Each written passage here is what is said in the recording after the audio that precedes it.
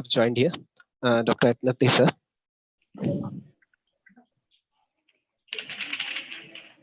Hello, sir.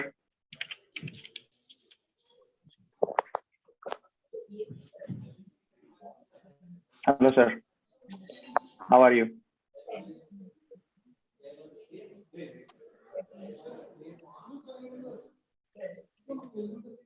Do you want me to keep the screen shared, Zaki sir, or should I stop sharing for now? You can share the screen, not an issue. You only can share the screen because it will be having control, so you can use as you want. Okay, perfect. Okay.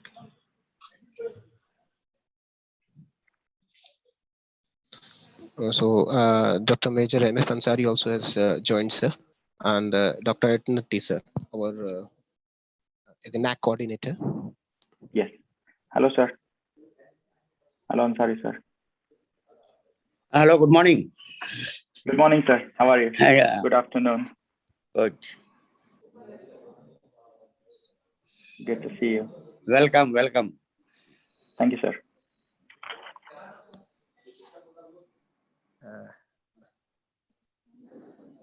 Etnati, sir, the hosting kortir. Can you give me the co-hosting? Etnati, sir.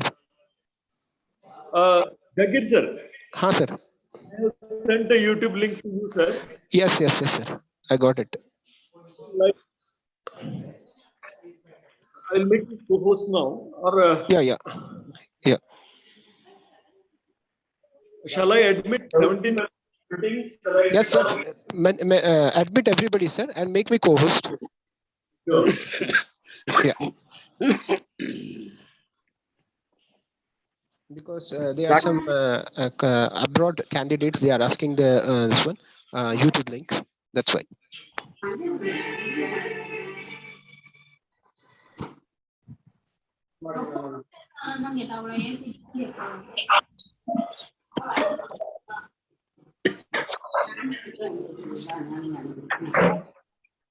Zakir, Sir. I requested Honorable Chairman to enter the webinar. Yes, sir. Please go ahead, sir. He's taken the link now. Probably will be joining. Welcome him. Yes, sir. Please.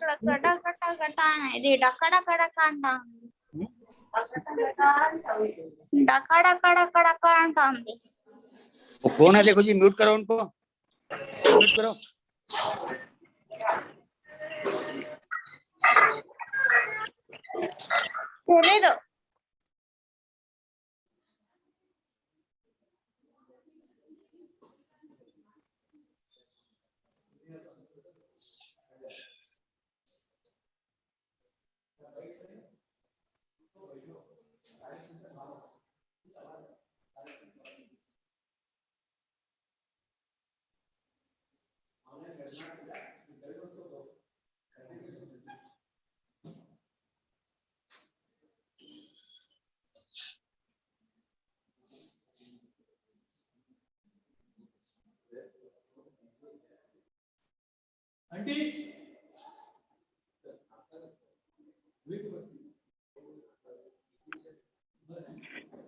I think Ansari, sir, you're on mute. Maybe if you're saying something.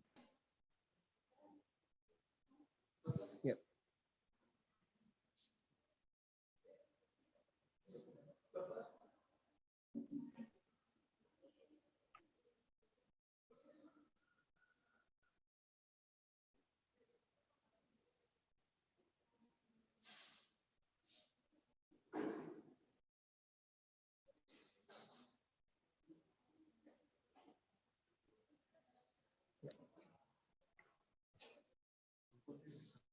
Feroz, sir.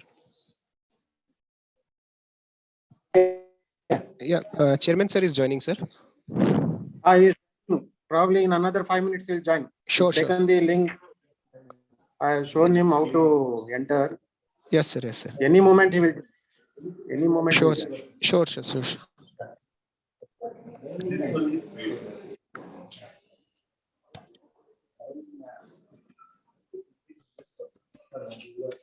बोले sir आप join कर रहे हैं तो चालू हो गया क्या? अभी आप बैठे तो शुरू हो जाता है ज्वाइन हुए ಮೀಟಿಂಗ್ ಶುರು ಆಗಿಲ್ಲ ಸರ್ ಇನ್ನು ಬಟ್ ಎಲ್ಲರೂ ಜಾಯಿನ್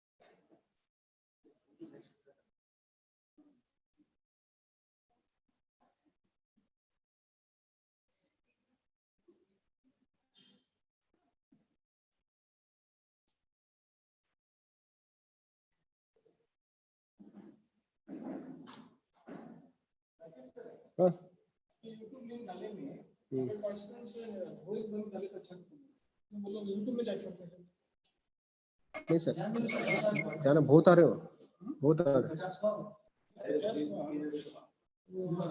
यूट्यूब में नहीं जाना हाँ तुम्हें वो यूट्यूब का लिंक कर ये कर लो सर 100 एक बार होना नहीं वो तुम्हें डालो तीनों जगह ठीक है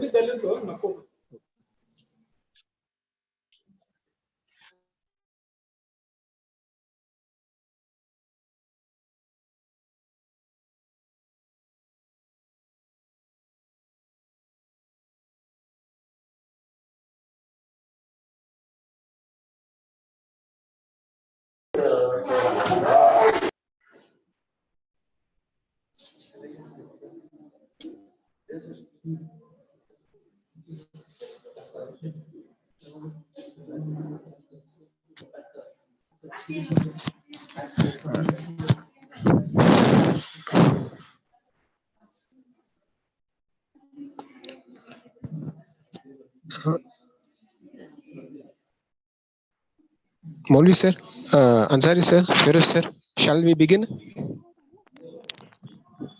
Please, you can start now. Yes, sir. Yes, sir. Sir, we are just waiting for the chairman to join because he told that he is going to join. That's why we have stopped, sir. Once chairman sir join, we'll just start.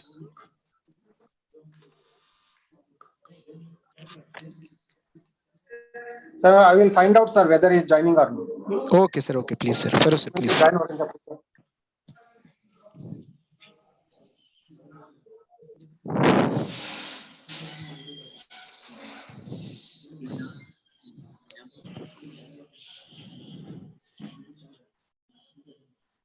चलो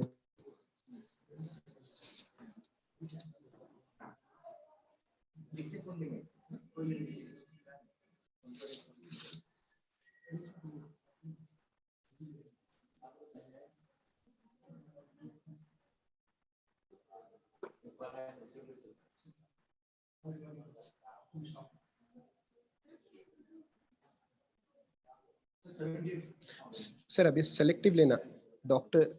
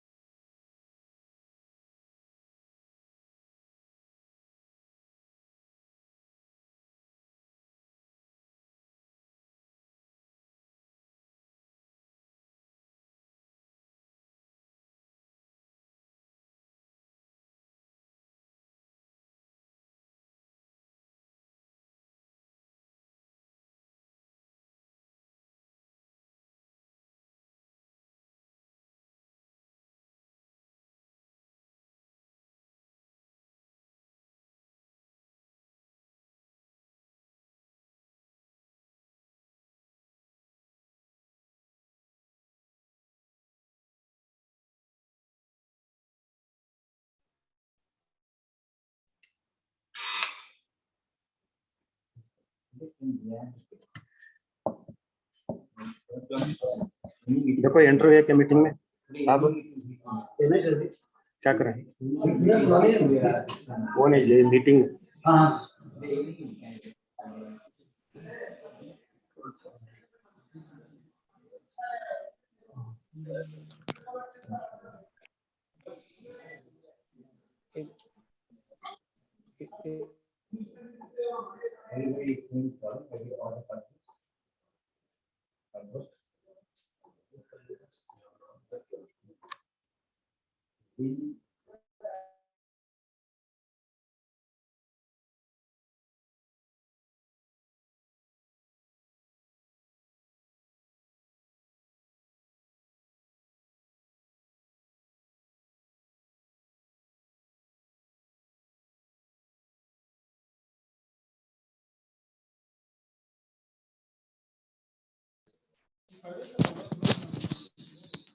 I heartily welcome our honorable chairman. Hi.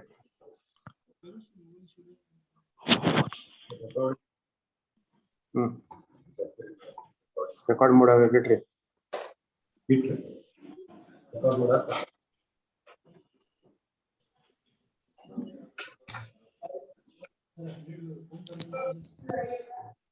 Sorry, message. The Zoom is on. You can join YouTube. Sir, please put a message. You can join YouTube in that. क्या interview मैं कहीं mute करते हैं उनका आवाज run दे तो mute करने में बोलो ज्वाइन हुए क्या उन्होंने हाय जाकिर हाँ sir take the permission of the chairman administrator and Maulvi sir and start. Yes sir, yes sir. Sir, you just keep your mobile straight. It is horizontal. Is it okay now? Yes sir, yes sir, yes sir, absolutely. So with the permission of the respected chairman, Janab,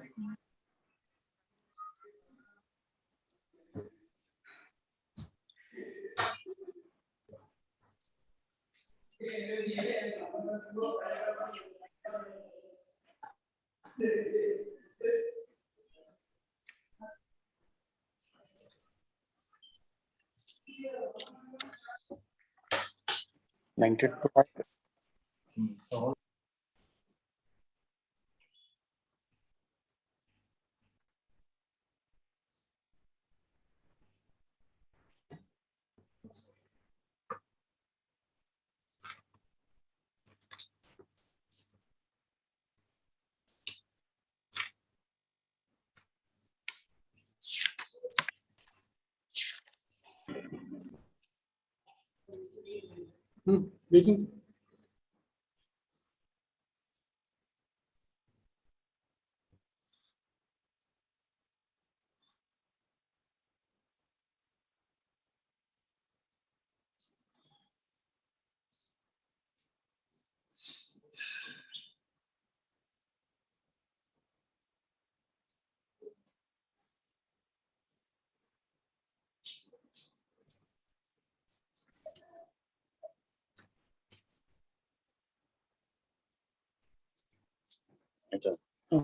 ದರ್ಜೆ ಸಹಾಯಕ ಹುದ್ದೆಗೆ MN ಬಿಸ್ಟಿ ಅವರ ಖಾಲಿ ಹುದ್ದೆಗೆ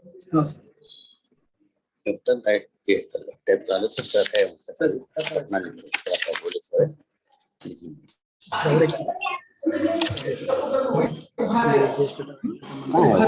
ये कर दिया Bangeshwar sir Mangeshkar वो बंकी डिस्ट्रिक्ट लेना सर मंगेशकर बोला था मैं मंगेशवर सुप्रीडेंट है सर तो यहाँ पे डिस्ट्रिक्ट हम ये कवरिंग लेटर में सर ಮೈನಾರಿಟಿ ಸರ್ಟಿಫಿಕೇಟ್ ಇರೋದ್ರಿಂದ ಮೀಸಲಾತಿ ಅನ್ವಯಿಸುವ ಯೋಜನೆ ಸರ್ कवरिंग लेटर बनाया था सर सेम कॉपी है इसमें करेक्शन सेम कॉपी इसमें हमें मೀಸಲಾತಿ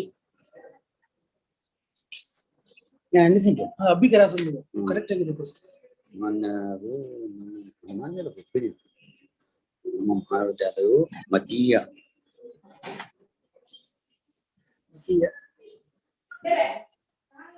ಮತೀಯ ಅಲ್ಪಸಂಖ್ಯಾತ ಮತೀಯ ಹಾಗೂ ಅಸಹನೀಯ ಮರ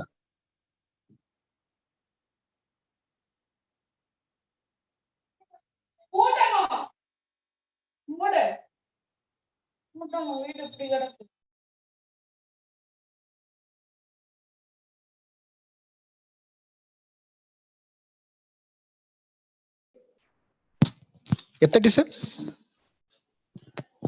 ಹಲೋ ಹಲೋ ಎತ್ತಡಿ ಸರ್. ಎತ್ತಡಿ sir. Using it, allowing. Sir ಸ್ವಲ್ಪ ಹೋಸ್ಟ್ ಮಾಡ್ರಿ ನನ್ಗೆ.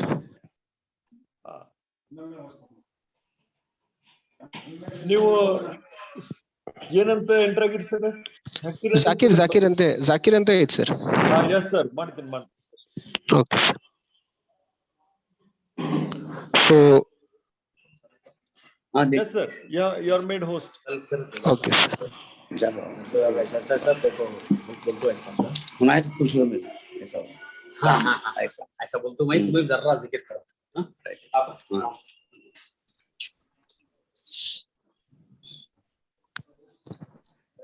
so with the permission of respected honorable chairman,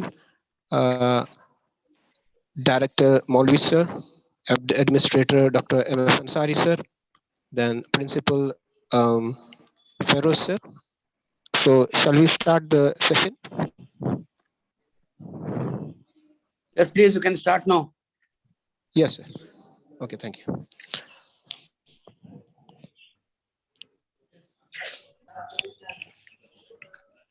A very good day to everyone, and good morning, good afternoon to one and all. So welcome to today's webinar on future of leadership and technology. Before we get started, I would like to go over few things about this webinar. Today's event are from different countries, different states. So the participants of this webinar are from 17 different countries such as US, Myanmar, Philippines, Singapore, South Korea, Taiwan, Saudi Arabia, Indonesia, and so on. And there are 25 Indian states have participated in this event and 5 union territories. So we heartily thank all the participants who have registered. The total number of participants for this event is 1,175. So without much ado, ladies and gentlemen, I would like to call Shri Muhammad Shafi sir to welcome the gathering. Shafi sir, over to you. Thank you, sir. So good afternoon, everyone. So I am supremely delighted to welcome today's galaxy of guests. It's my honor to welcome the renowned businessman, a well-known social worker. He is none other than the president of Anjuman-e-Islam Hubli, Alhaj MC Saunur sir. I welcome you, sir, for this international webinar. I welcome all the office bearers, education board members of Anjuman-e-Islam Hubli. I welcome today's resource person, an alumni of this institution, a renowned trainer from Sweden, Shri Praveen Joshi sir. I welcome the principal, Nehru BBA and BCA Center, Dr. M.M. Maulvi sir. I welcome Dr. M.F. Ansari, administrator of Nehru College Hubli. I welcome Shri Syed Feroz sir, the principal of Nehru College Hubli. I welcome Dr. M.S. Yatnati sir, the HOD of Physics department and the NAC coordinator. I welcome Dr. S.M. Chillur sir, HOD English department and IQAC coordinator. I welcome the organizing secretary, Shri Zakir Hussain Bepari sir, and the behalf of IQAC, I welcome all the participants who are attending this international webinar. Thank you, Zakir sir, for giving me an opportunity to welcome today's guest. Over to you, Zakir sir. Thank you, sir. I would heartily thank you for your welcome speech. So now I request the principal Nehru Degree College, Professor Syed Feroz sir, to please introduce our college. Thank you, Zakir. Feroz sir. Thank you, Zakir.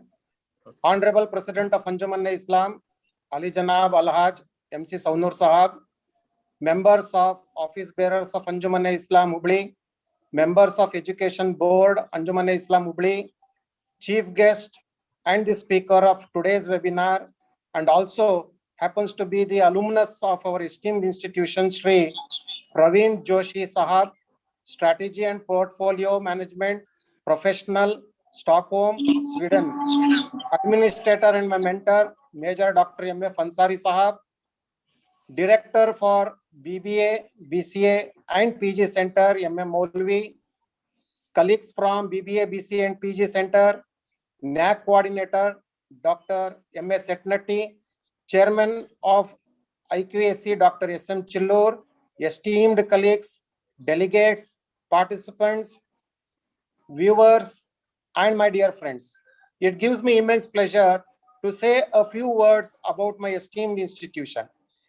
Our esteemed institution is run by the prestigious and premier organization of Muslim community of Hubli city, which is designated as Anjuman-e-Islam Hubli.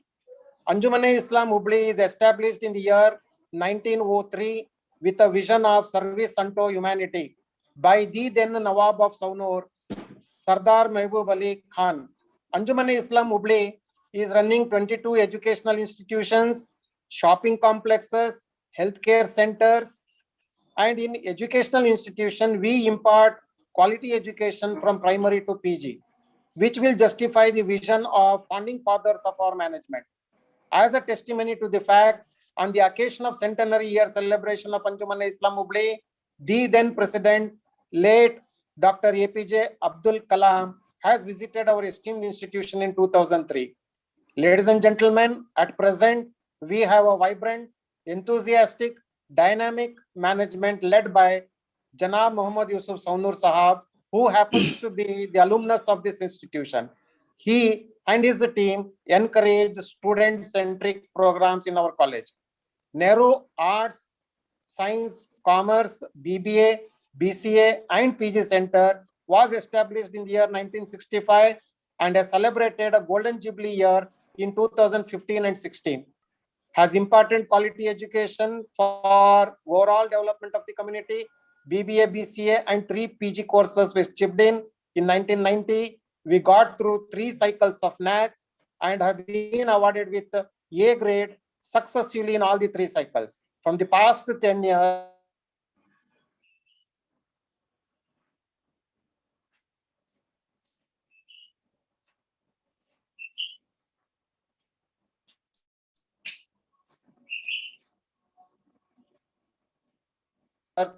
the college has organized around 50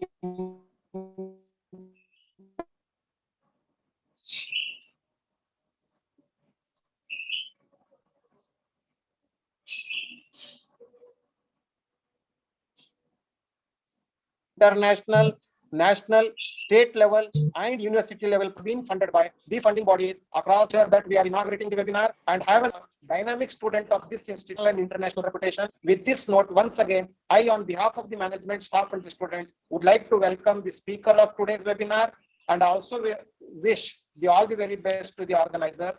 With this note, I conclude. Jai Hind, Jai Karnataka. Over to Zakir. Thank you, sir. So, wonderful introduction of our college. Now, ladies and gentlemen, today, to introduce the guest of today's webinar, that Shri Praveen Joshi, sir. So, it is my duty to have this great opportunity in my hand that I can introduce one of the prestigious student alumni of this institution. So good day, ladies and gentlemen. So welcome to today's session.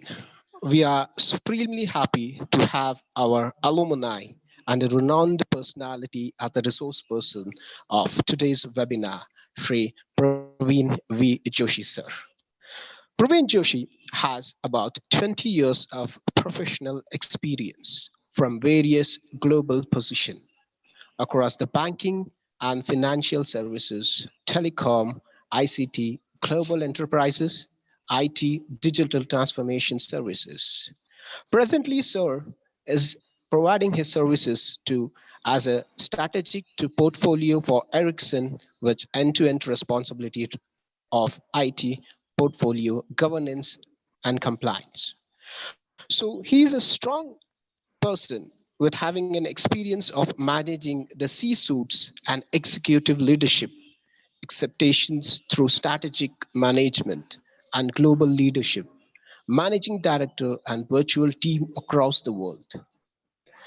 He has a special knowledge and experience of governance, security, and compliance aspects, including work counseling, trade compliance, security frameworks, privacy regulations, and so on.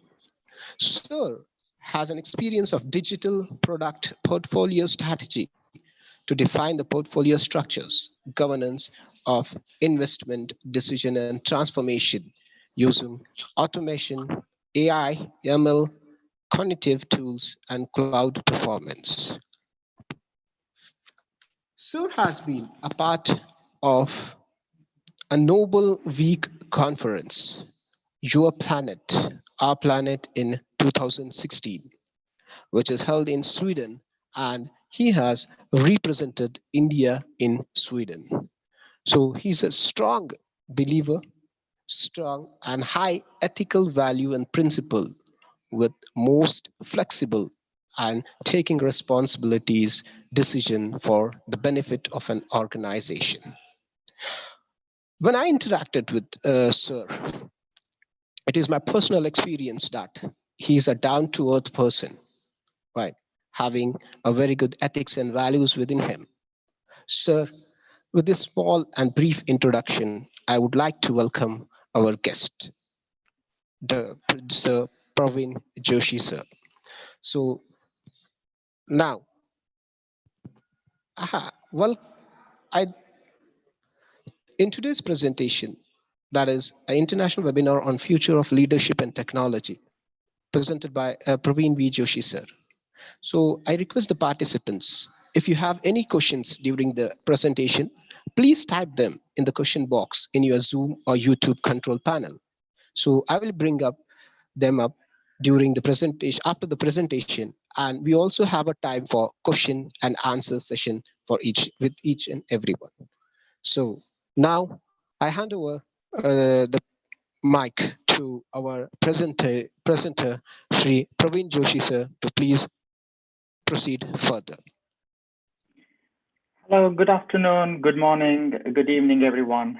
Thank you very much. It's my pleasure and a great honor to be part of this webinar, which is very good in terms of organizing and making us virtually connected.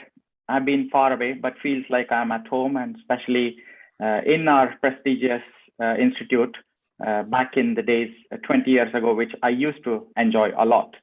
And that being said, I would like to share some of my experience in the last 2 decades that I have gained right from my institute. And what is world without communication? And the organization that I belong to is something that is serving over 145 years of enabling communication so that we can talk.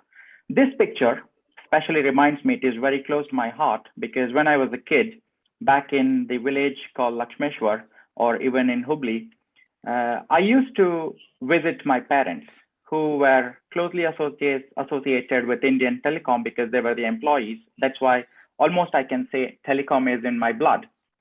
And when we looked into this picture, I remember that my mother used to be on the switchboard, being able to connect different trunk calls that were made using, you didn't have the cell phones those days. Now I'm talking about the kids, those who are born in 80s and before, they would know the importance of a telephone call and how it is important to be answered.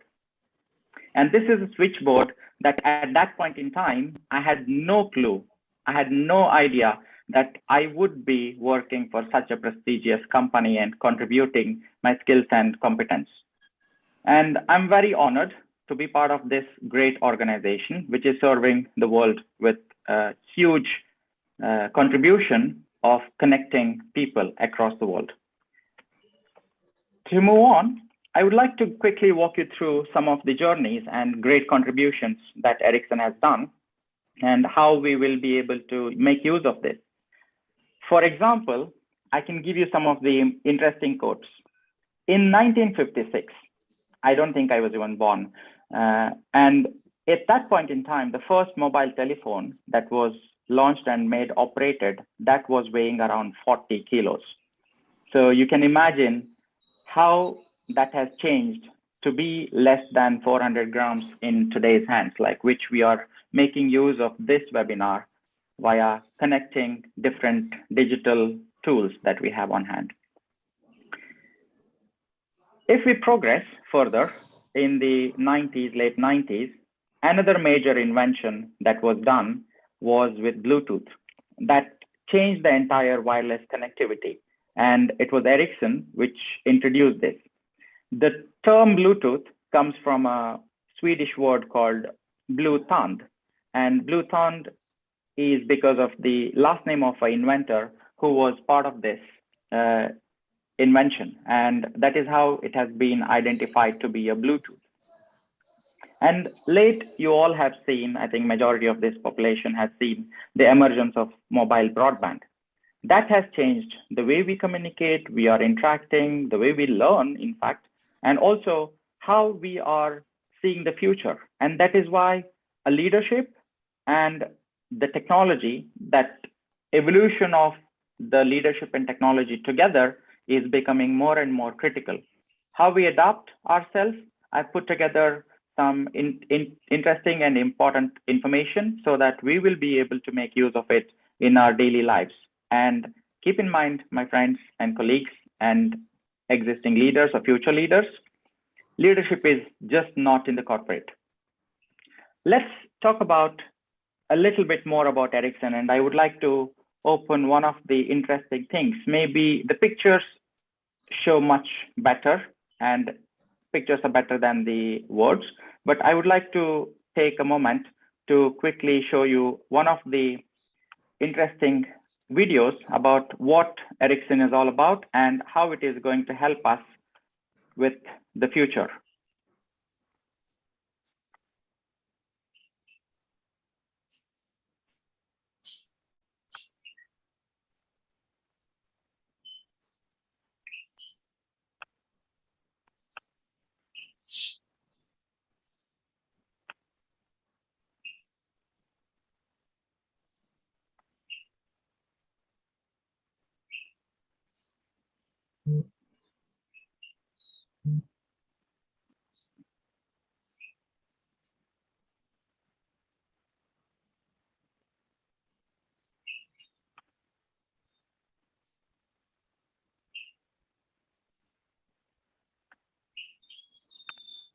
Technology stands ready to unlock a wave of new values. We're talking operating rooms connected across oceans, trucks communicating to increase efficiency, and factory floors going fully digital. Waste reduced, accidents dramatically decreased, and remarkable new business models come to life. But we're getting ahead of ourselves. To make this a reality, we're on a quest to make technology easy to use, adopt, and scale. To build an ecosystem together with our customers where change is easy, where standards are global, and where the full value of connectivity can be realized faster than ever. Getting to easy won't be easy, but we're determined to lead the way, move fast, knock down barriers, and to cut through complexity. Join us.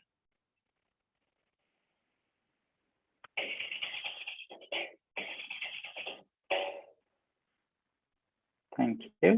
I think that was one of the quick snippet of what we are delivering in terms of the connectivity. Let me connections.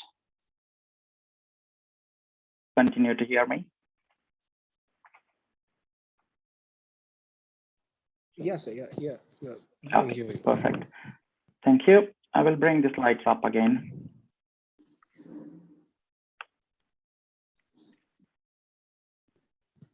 Okay. There we go. Maybe I need to move this out.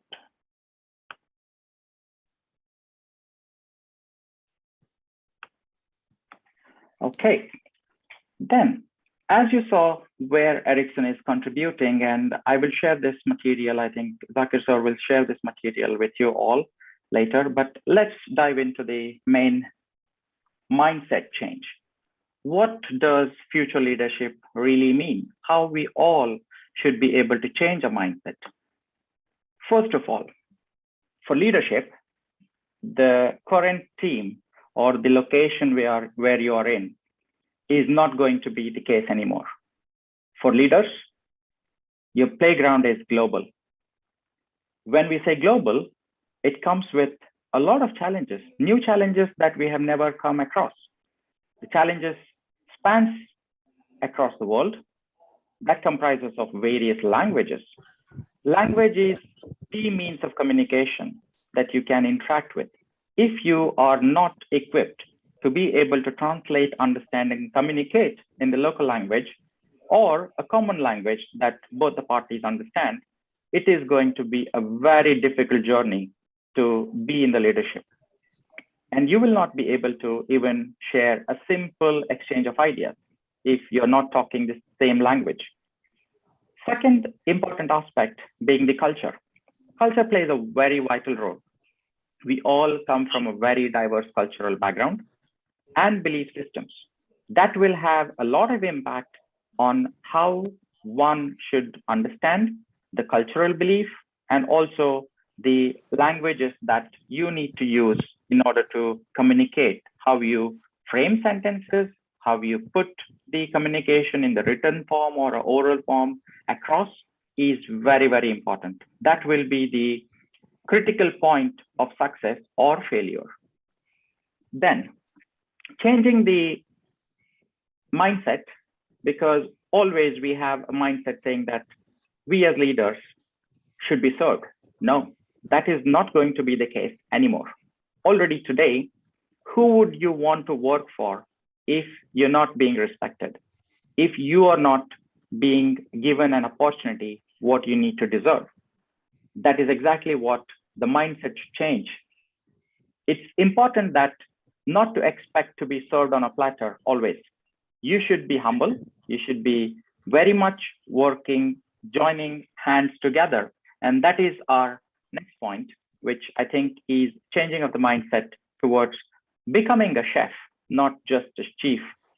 If you act to be just a chief, that will not build the team. That will break the team. Rather, let's focus on becoming the chef. Chef, you all understand, that's the person who brings all different ingredients and makes your, like, just different ingredients combined together in a certain quantity, quality, going through a process of cooking. That is what makes the food so tasty, which we cherish, which we gain energy from. Imagine if that is not the one that you want to be, then you will not be able to lead your people or your team. Next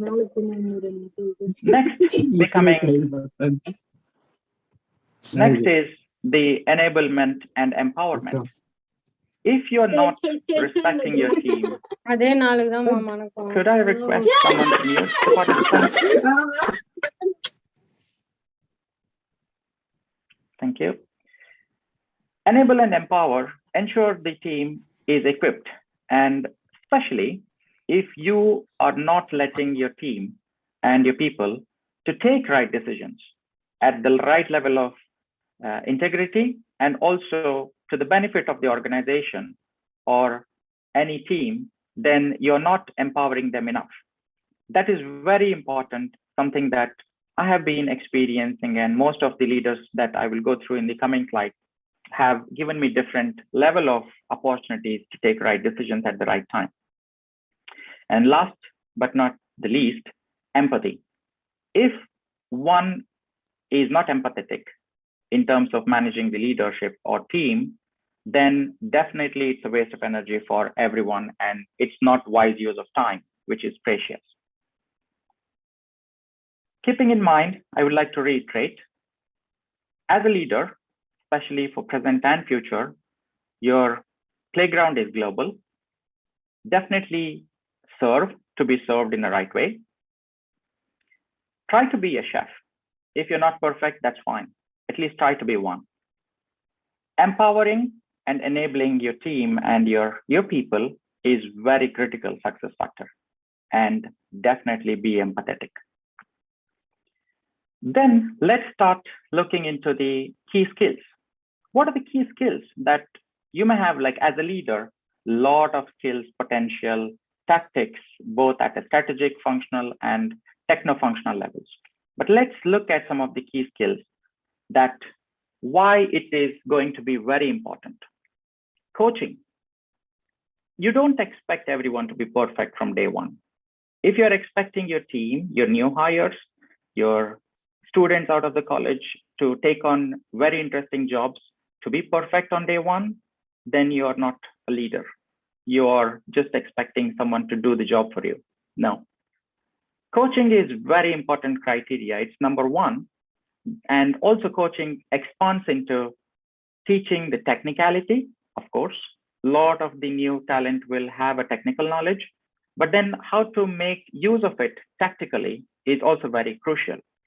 And being just technically sound doesn't make sense, because for business to function, for corporates to work, for nations to run and develop, they need to be techno-functional. What is the use of a technology if it is not functional enough? And that is the knowledge. That's the key that you should be focusing on when you are coaching your teams. Futurist. Who can be a leader without knowing or at least seeing the foreseeable future? And definitely you need to manage the present, but don't get dwelled into the present so much that you start forgetting to think of the future. And giving a direction, giving a right direction is very, very important. And that depends on how futuristic you are. Then we come to the point we all know, including our kids today, right? They are very smart. Don't think we are the only smart in the room. Give them all the respect for their knowledge, because tech teenagers are the one who will be the future leaders.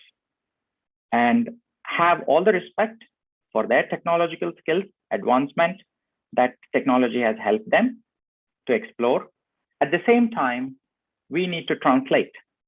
What do you mean by translate? Translation is purely translating from one form of communication to the another form of communication.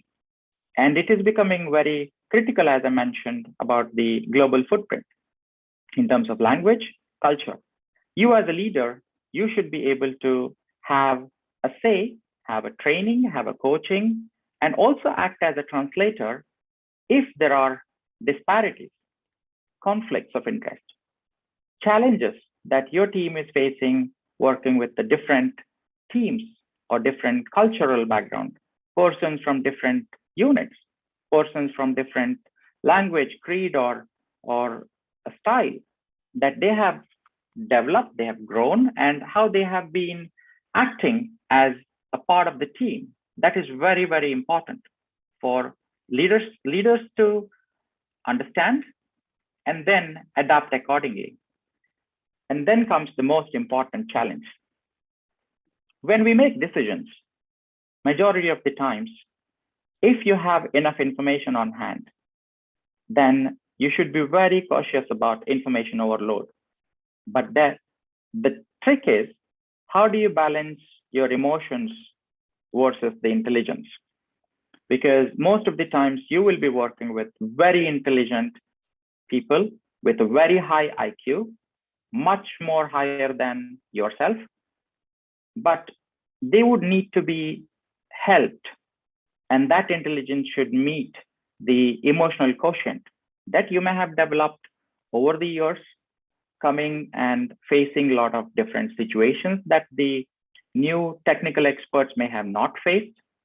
And being strong in terms of your mindset is very, very critical. That is where you will be able to see the ups and downs of the socioeconomic changes or even the political challenges that you would have to enter if you are serving a global platter. Then we come to the interesting topic that will bring us to the how does the leadership and technology needs to join hands. This is something that I prepared based on my experience. If you are a leader and if you're not logical enough, people won't believe you. Because even the kid, you need to have a logic if you have to tell your 4-year-old or 5-year-old what if they need to do something, you need to be more logical. Second and most critical thing that I personally believe is ethical practices. Maybe you can win 1 or 2 deals, you can make yourself and your team look good with some practices that are not ethical enough, but that is not going to be long lasting.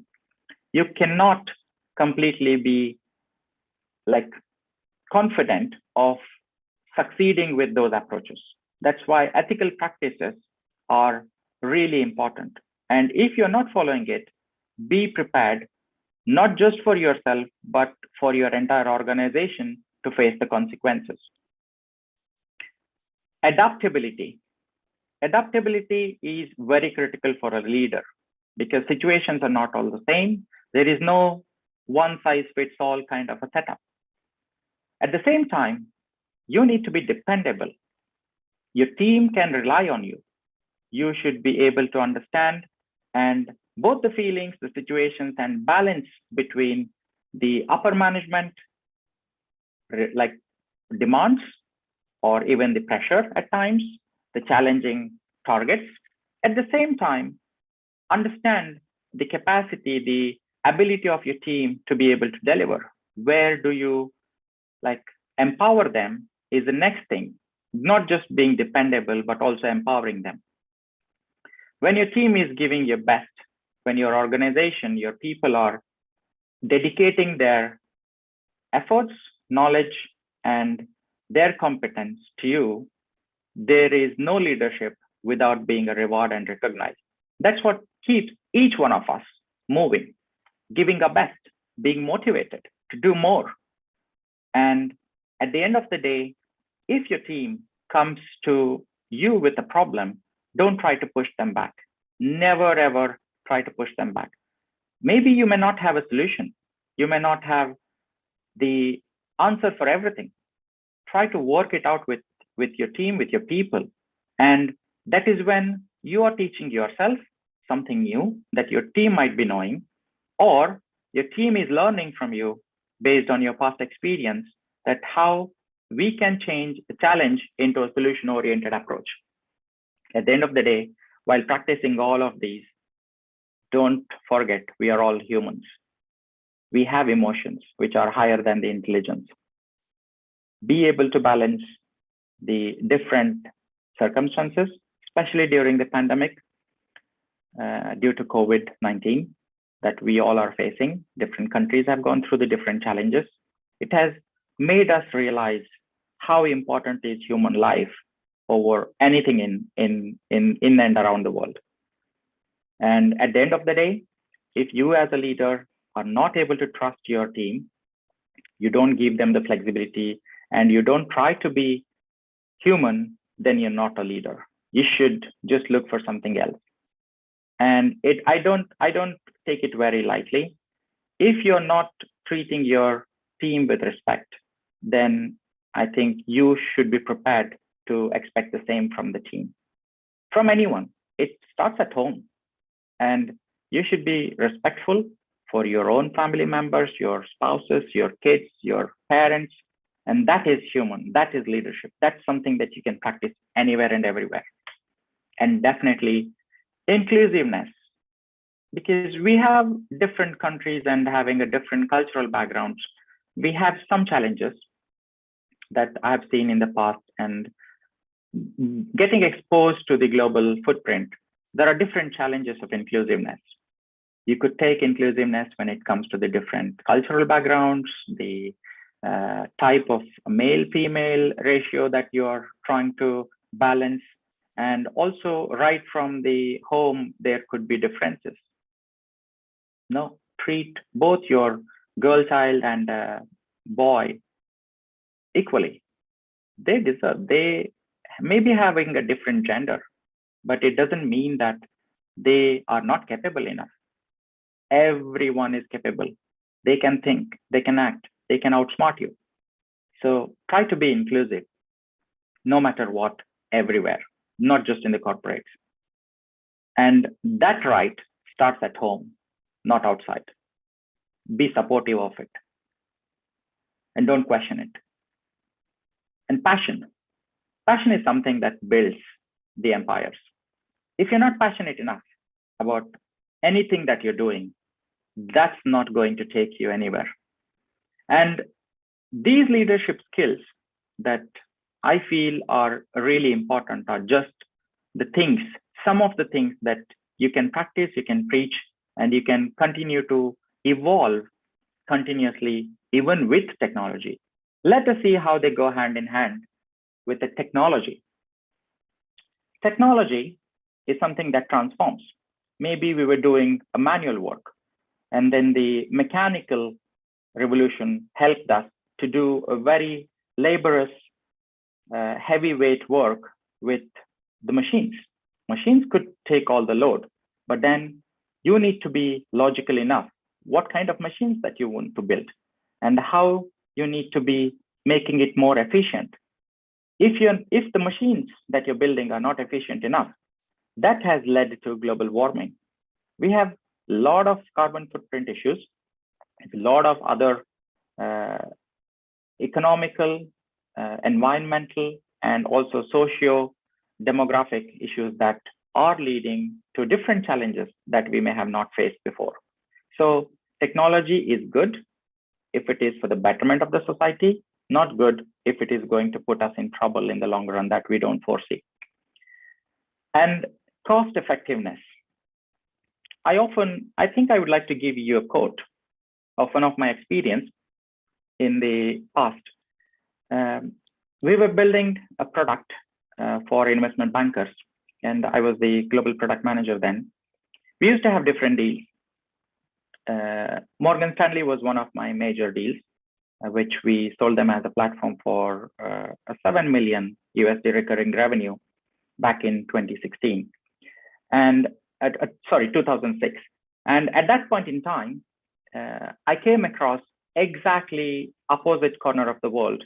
And Morgan Stanley was my US client, one of the major clients. And when we visited Bank of China, I think the pricing of the product was $900 per user per month.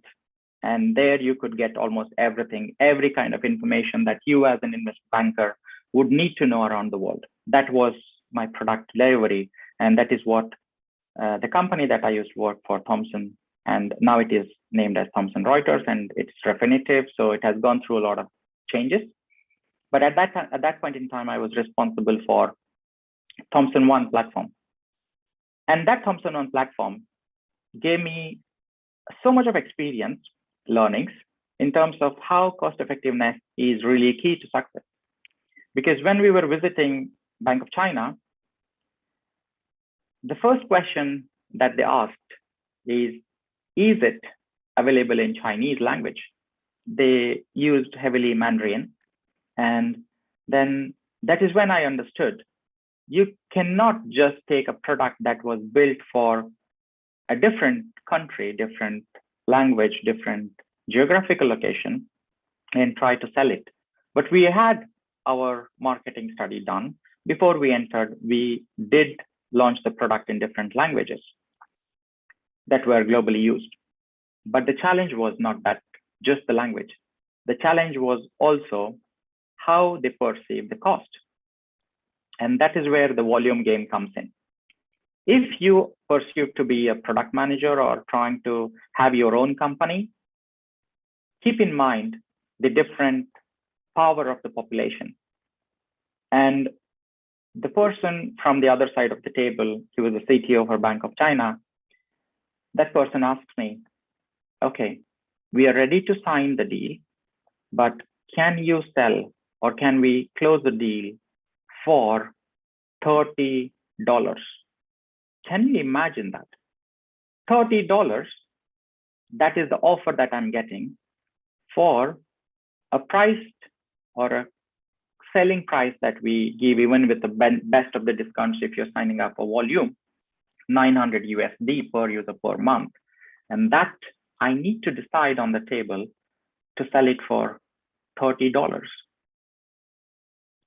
Then I didn't have a capacity to decide that.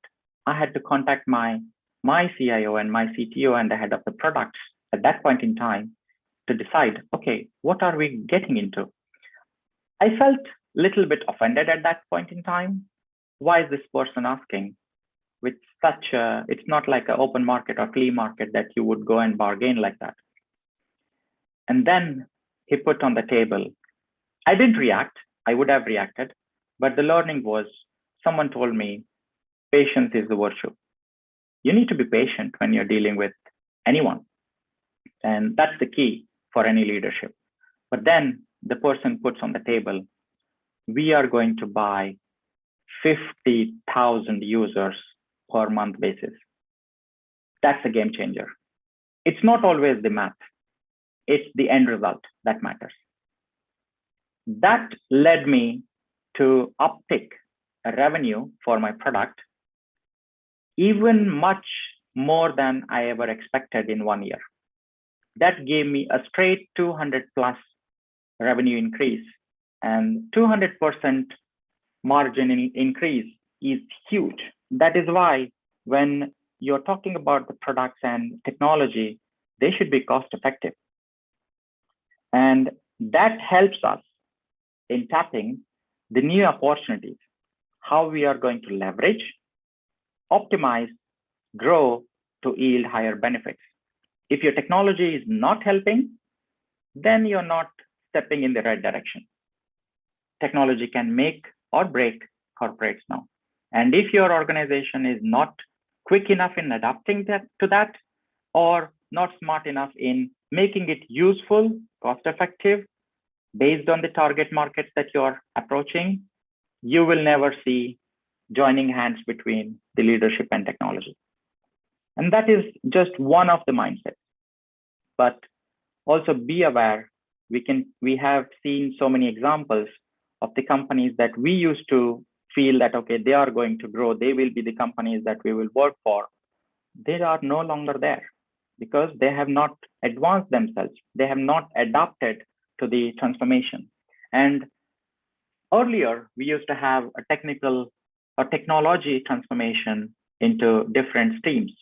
But let's look into what the next decade is going to bring us in terms of the technology. Some of the reflections before we move into the technology, I would like to summarize with these reflections of my own, and then we will dive into the later sessions. Leadership, as I mentioned, I personally feel that it's always influenced by your personality, the style, and the situation. Situation is what makes you change your personality, adapt to it, and style is what gives you a way into the future. If you don't tweak them, train them, and get influenced by it, you will be the outdated model, I would say. So pull up your socks, start getting in that direction if you want to be one of the leaders. And I'm not referring to just being a corporate leader. Leader can be anywhere. Then comes higher you grow in the organization. Your trust circle is very, very important. First of all, you should trust your team. Maybe there could be different levels of trust factors, but you should trust. If you're high up in the position, in the executive leadership roles, you should have your own trust circle. And that need to change, need to adapt. And this is my own saying, and I think majority of the erudites also have said this. It's not the corporates that make you leaders. Rather, it's opposite. It's the leadership. It's your contribution, not just leaders' contribution. Each one of you build corporates, and they are just a result of your efforts, not the vice versa. And every time I've been thinking like, okay, what is the right time to start leading? There is no perfect timing. Start as early as possible, right today, right now. Because if you don't take a lead about your career and practice leadership in every walk of life, everywhere, even at home, you will not be able to gain the leadership skills. You will not be able to get out of the best of your team, yourself, and the situation or the technology that you have around you and different assets that you utilize is not going to give you any major results or benefits, and definitely not sense of satisfaction that you could sleep happily at the end of the day. And something that I personally believe in, leadership is not just about title or position, and definitely not bossing over others. Those are gone. If you have that mindset, please stop it immediately. Otherwise, you're going to not ruin your reputation, but also you're going to ruin your team. Your team will disperse. They will not feel happy and contented to work with you. Just they will walk out. They will go to the future leaders who treat them with respect. That is why, as I said, and this I remember from Dr. Maulvi sir's lectures, leadership is an art, and it should be adapted to the audience, the situation, and the time. Every time you need to adapt. And that's an art that you should be able to play as a leader that is good for the organization. Then I bring some of the practical experiences that I have seen, where I have seen in last 2 decades, the true leadership. Maybe I will not go through all, but then back in 1998, I was asked to take a sergeant role for a troop of 200 plus cadets. And that was done with a push saying that, okay, try to lead. If you fail, then Sri N.S. Patil sir, who was our COI commander, did say that, don't worry about failures, just try to lead. You will learn on the go.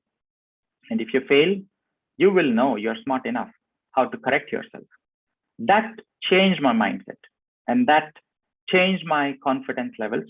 And that is how I could lead the troop for over 3 years without change. And not many sergeants have continued to sustain like that, because it's a tough journey. Then comes game changer for me. Why I have a very close association and a very, I could say it in this way. Whatever I am today, in whatever position, the capacity, the state of life that I'm leading, it wouldn't have been possible if the second important leader that I have come across, Dr. M.M. Maulvi sir. It's an interesting story. I was focusing too much on my interest of cricket. I wanted to be something that caters to the organization like Army or Air Force, and things didn't go in the right direction. Of course, I was lazy enough not to study well. I didn't score much in all the subjects. But then when my father took me out of the institute that I was studying and approached the prestigious institute, Nehru College, then I came across Dr. M.M. Maulvi sir. We were in the admission process, and that is when Maulvi sir told me, looking at the results, said, we have started a new branch of business administration, BBA. There is a potential in you, And he was the first one to see the potential. I was not a leader then. I was just a normal student as anyone could be, or even underperforming student. I did not have like high scores after my 12th grade. And that is when I got my first opportunity to see where you cannot imagine. In 1999, I could not imagine that I could do that. First thing that Maulvi sir put in me is confidence. And that he did it with not just me, but entire school, entire college, entire student community. And he continues to deliver his best of the services. That's one way of leadership. And I have very high regards for each and every professor and teachers and lecturers and all the contributors, the staff that I have come across, because they helped us, each one of us, to be what we are today. And if you wouldn't have given me that opportunity, maybe I wouldn't have been here.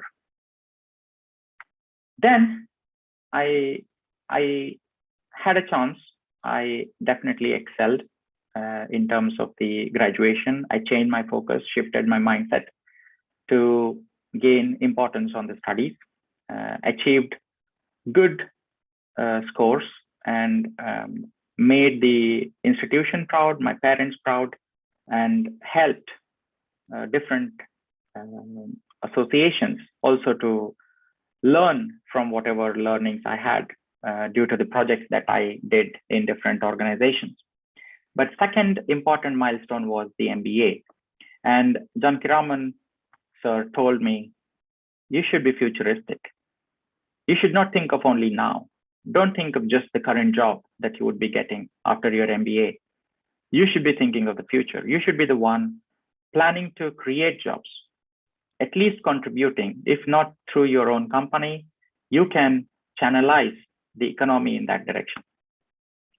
That is when I got my first opportunity. And I think most of us have gone through this challenge. In 2002 or early 2000s, there was a recession. I remember a phase where we used to visit every company. It was not the internet of the world at that point in time. We had to print our resumes, CVs, and knock at every company's gates physically, not virtually, physically. We were not let in. We were like a bunch of 6 or 7 from our team, like staying in Bangalore, visiting almost every company every day, maybe with some food, not food, because we didn't want to put pressure on our parents. And that is when I got my first opportunity. And that was also a bit of a funny story I would like to share quickly. We were not having any confidence that we will gain, but then at some point in time, we were called for an interview, or it was like more a written test. A friend of mine got it through his contact. And this is very important that I would like to bring it to your notice. If you have a job, if you have a stable income, don't forget, if you have an opportunity that you have come across in your company or in your circle that you would like to share with a potential candidate, please take some time. Please take a moment to share about that opportunity. If these ends wouldn't have met, I wouldn't have got my first opportunity. What that person who was already working in the company called Thomson at that point in time, they sent information to us. I think in the 2004, we already had at least like access to cell phones. And that is when you had option. Okay, there is a walk-in interviews going on. Why don't you guys come and give it a try? And that is when I learned something. That information, if you wouldn't have reached us in time, we wouldn't have been able to go there. But now I think things have changed. You have a lot of information floating around. It's more opportunities, no recession, but then you need to find the right job. But finding a right job is not something easy, especially for students who are just out of the college. There could be high expectations from both the sides. The companies are expecting you to be extraordinary, or you are expecting yourself to land in a very senior position or a title with a high paying jobs. That's not always the case. You need to start somewhere. That's why I would like to share personal experience. When I met my first hiring manager, Madhvi Reddy, she asked me, "You're an MBA, you have very good scores, and you would be given a research analyst position, but don't think that this is only for MBAs. We also have given this position for other graduates. And if you have that kind of a mindset, maybe this job is not for you." I had to take a pause in that interview and say that I don't have a problem taking up this job. But then I said myself, maybe in that interview, I still remember, I told them, maybe others may not have the MBAs or higher education, but I have the skill to lead the team. I will be able to lead this team. And that is when, within 1 year, I continuously started preparing and was able to take on the team leader position. And that opportunity was given by Abhishek Bhattacharya. And he was a senior manager for security and operations team of Thomson. And I didn't have a confidence. I didn't have like an idea that I would get it, because there were more than 60 applicants. I was the only one who was in the final 5 and final 3, and only one with less than 1 year of experience. I could not believe that I would get that job. Others who were there over a decade, like 10, 12, 15 years of experience, applying for that position. It was a very challenging new team that I had to build from over 4 analysts to, when I left the team, it was 40 analysts. Quickly going forward, then I came to a point that, okay, maybe I need to, it was a night shift. It used to be a bit challenging. I took a toll on my health. And then we had a US market. So you can imagine, most of you may have gone through this phase. And that is when I said, okay, maybe I need to look for opportunities. I actually applied and decided to leave. And irony was that I had to serve Thomson for longer. I was serving a notice period, and I was deciding to leave and join another analytical firm, which was then very famous in terms of the investment banking. And during the last, I think I had 2 weeks to complete my tenure at Thomson. That is when it was Eric Leonard, who was the vice president and head of products portfolio at that point in time, who visited India. He's based out of Boston, at least at that point in time, he was based out of there.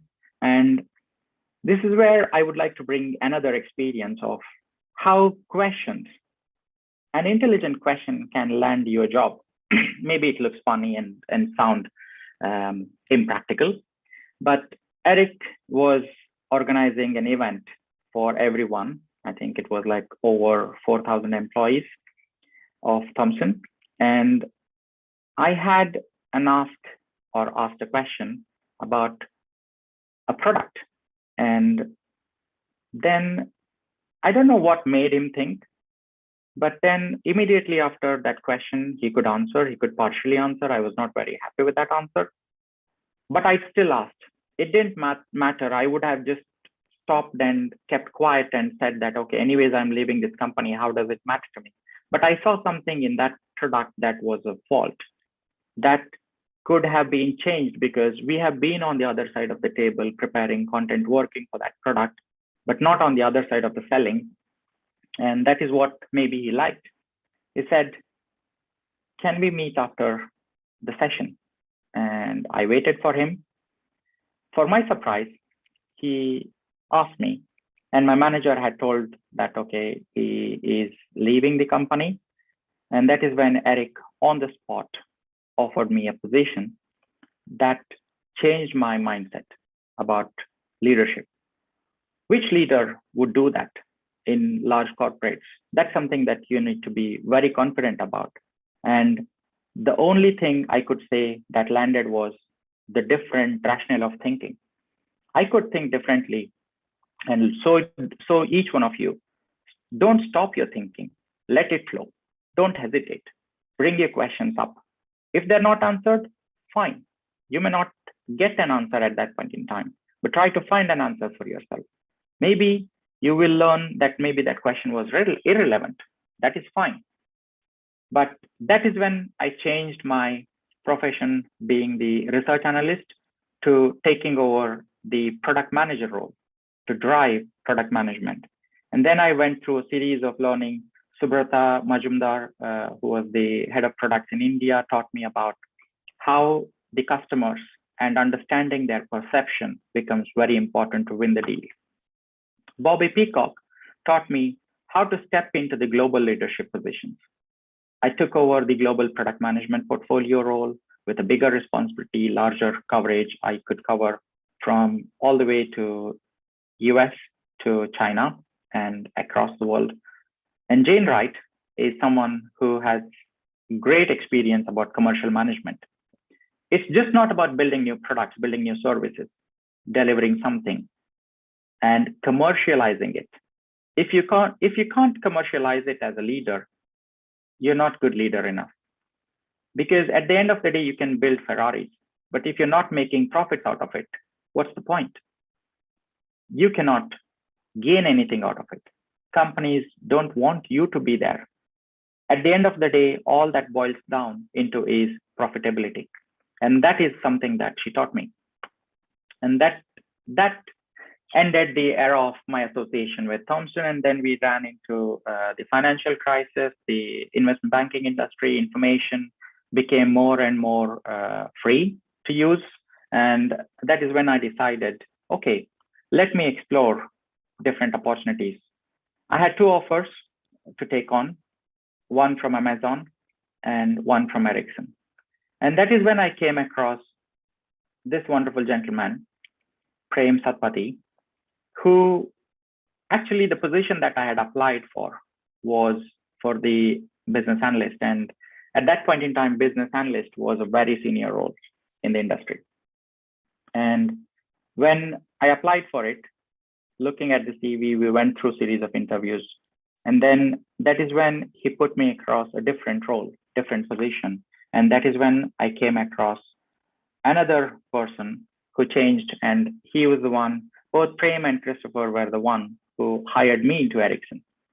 When they explained about the position, Ericsson IT had no set practices of the portfolio management. And that is when I started my career in Ericsson. Since then, setting up the foundation for product portfolio management, driving the investment decisions, and helping the CIO office to take right investment decisions to invest in both technology and the future. Then I moved into Sweden back in 2015, and then had a new leader who taught me about the management consulting. Marlene Goiri comes from a management consulting background, and management consulting is something that you see the content in the eyes of the receiver. If you are not good at presenting what your other side of the table wants to hear in the right fashion, with the right use of words, in the right context, at the right time, then you're not good consultant enough. And that is what I learned.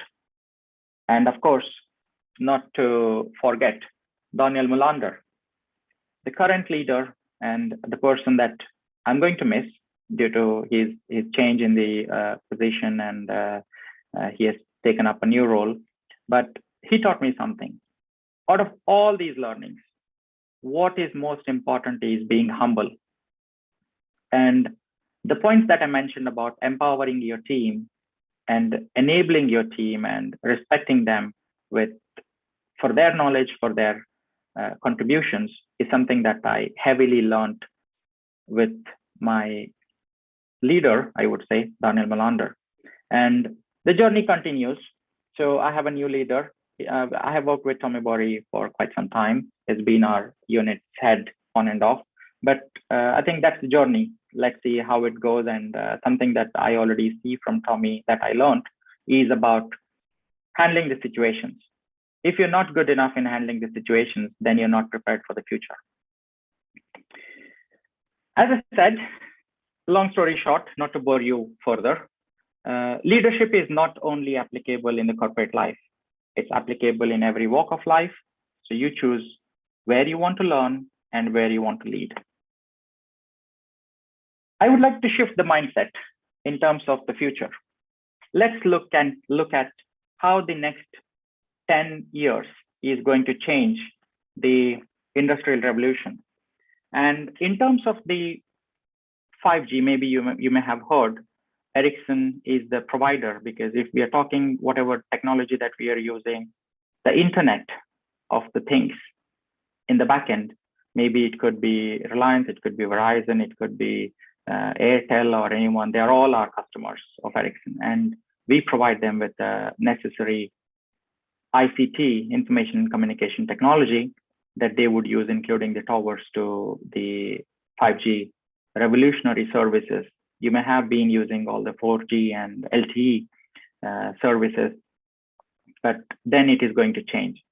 The current prediction of the mobility report says that there will be over 3.5 billion 5G subscribers by 2026. And that's a huge shift. 5G, being the simplest, and you saw the quest, is expected to be the fastest deployed mobile communication in the history. And it's forecasted to cover almost 60% of the world's population by 2026. I provided you with the links. You can take a look at it, but let's see how the mindset shifts in major countries, major continents. You can see that I highlighted India on an average from the current 14.6 MB of data GB of data that you are going to use, it will change to 40 GB per month per device. That's the amount of mobile data traffic that a smartphone, per smartphone. So on an average, a person has like a smartphone and also the computers and Wi-Fi and everything. This is just about how the data is going to be more important. The information is the new oil, but the ability to access that information across on your handheld devices is going to be the success factor. If you're not fast enough, and all the industries, I will come to you with the more insight on how the technology advancement is going to happen. But this is a snippet, what we foresee that how the world is going to change with a 5G revolution. Let's come to the top tech trends and also the options that we need to look into. This is very important for everyone, for students who will be aspiring for new jobs, the existing employees who are willing to change their professional focus, advance their careers. Not to delay further, the McKinsey Global Institute and Knowledge of the Pluralists, plural sites, has compiled a list of 10 technologies. I went through a lot of checks and reports that people have published, different consulting houses about the technical trends. But this is something that I really believe in based on my personal experience and how it is going to change and lead the fourth industrial revolution. As I mentioned, you could understand from the mobility report of Ericsson, mobile internet, the interfaces, how you interact, the sensors, the format, the apps that each one of us are using on a day-to-day basis, right from morning till night, even how internet connectivity is going to grow, that will put an additional 4.3 billion people on top of the existing user base by 2025. So this is something that is inevitable. This will continue. Artificial intelligence.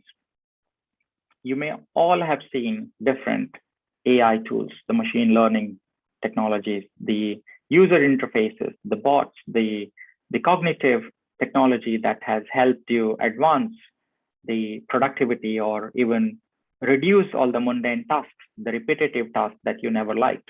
I think most of the corporates have been experiencing and investing in heavily, but this is only going to grow.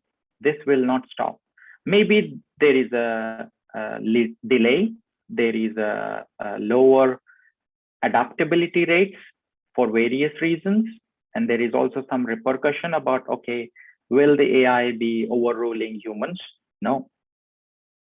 Any technology that will be built by humans will be taking all the facts and considerations about the security aspects. And of course, if you're building a technology that is not secure enough, that is not really like covering you, empowering you to do something more, then that technology is not good for the society.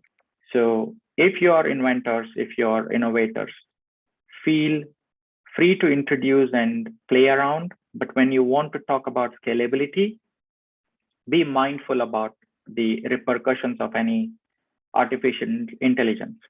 It could lead to or damage someone's reputation, organization, or even hamper your own well-being.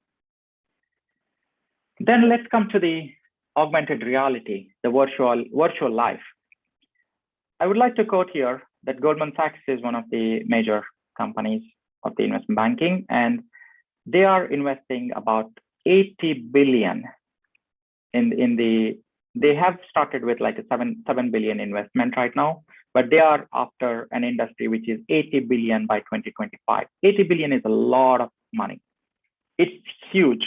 And that is where most of the companies will start investing their technology infrastructure and ecosystem, building the apps for their consumers and enterprises alike, so that there could be a setup for both the B2B and B2C scenarios.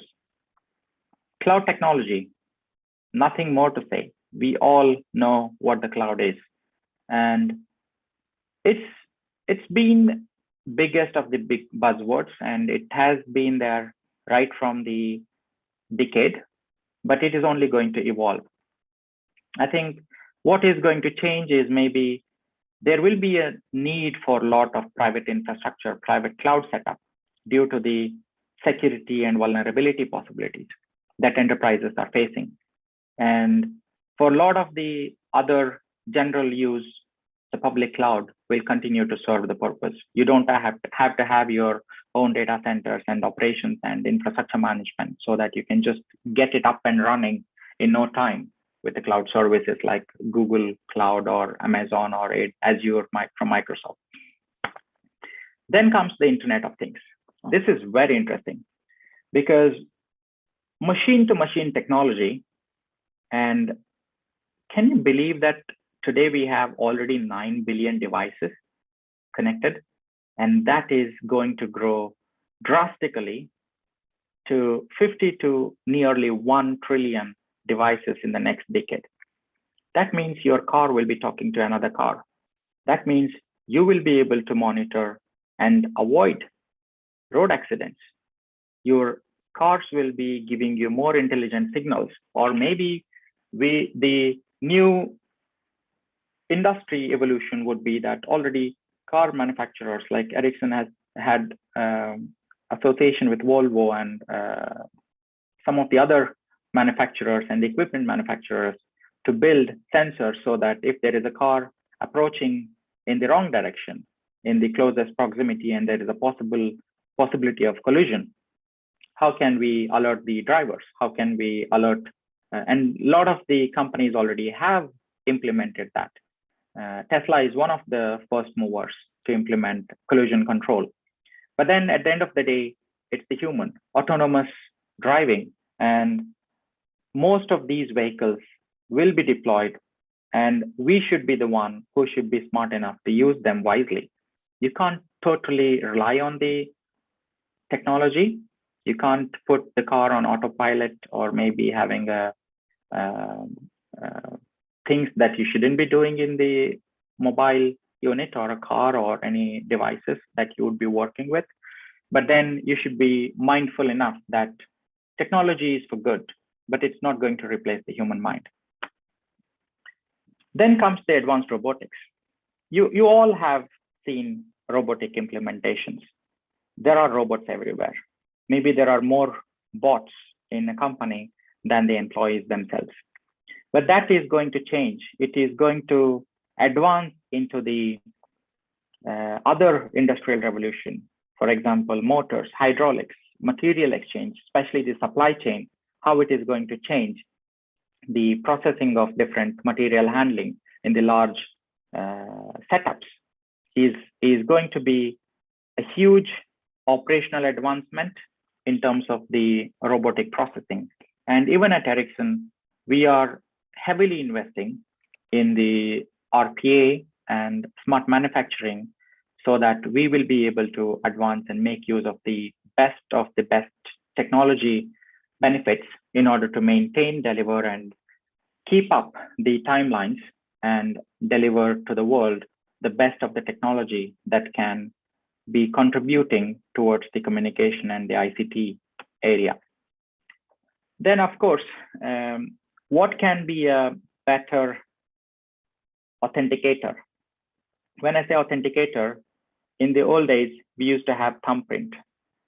And I read about an article wherein earlier we learned as kids to do signatures, but those can be copied. But now the thumb impression, the face recognition, the voice recognition, or retina authentication are going to be the future authenticating mechanisms, wherein most of the security professionals feel that this is what almost like 70% plus companies are planning to adopt to, instead of the character, a ASCII character based password management.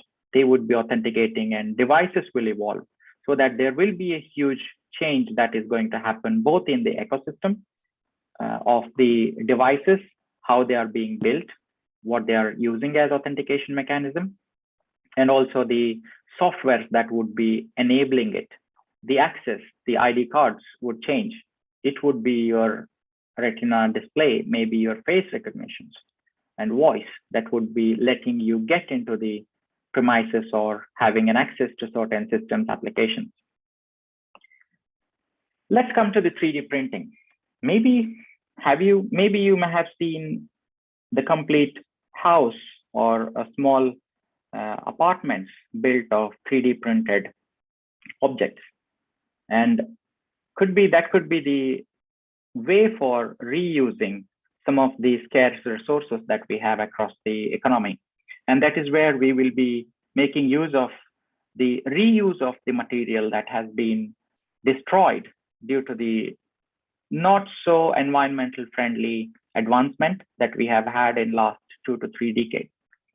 And that is what is going to help us with an economic impact of 230 to 550 billion annually. That's the estimation that we are going to get from the supply chain, generating the revenue and helping a lot of companies, and also at the end of the day, human beings.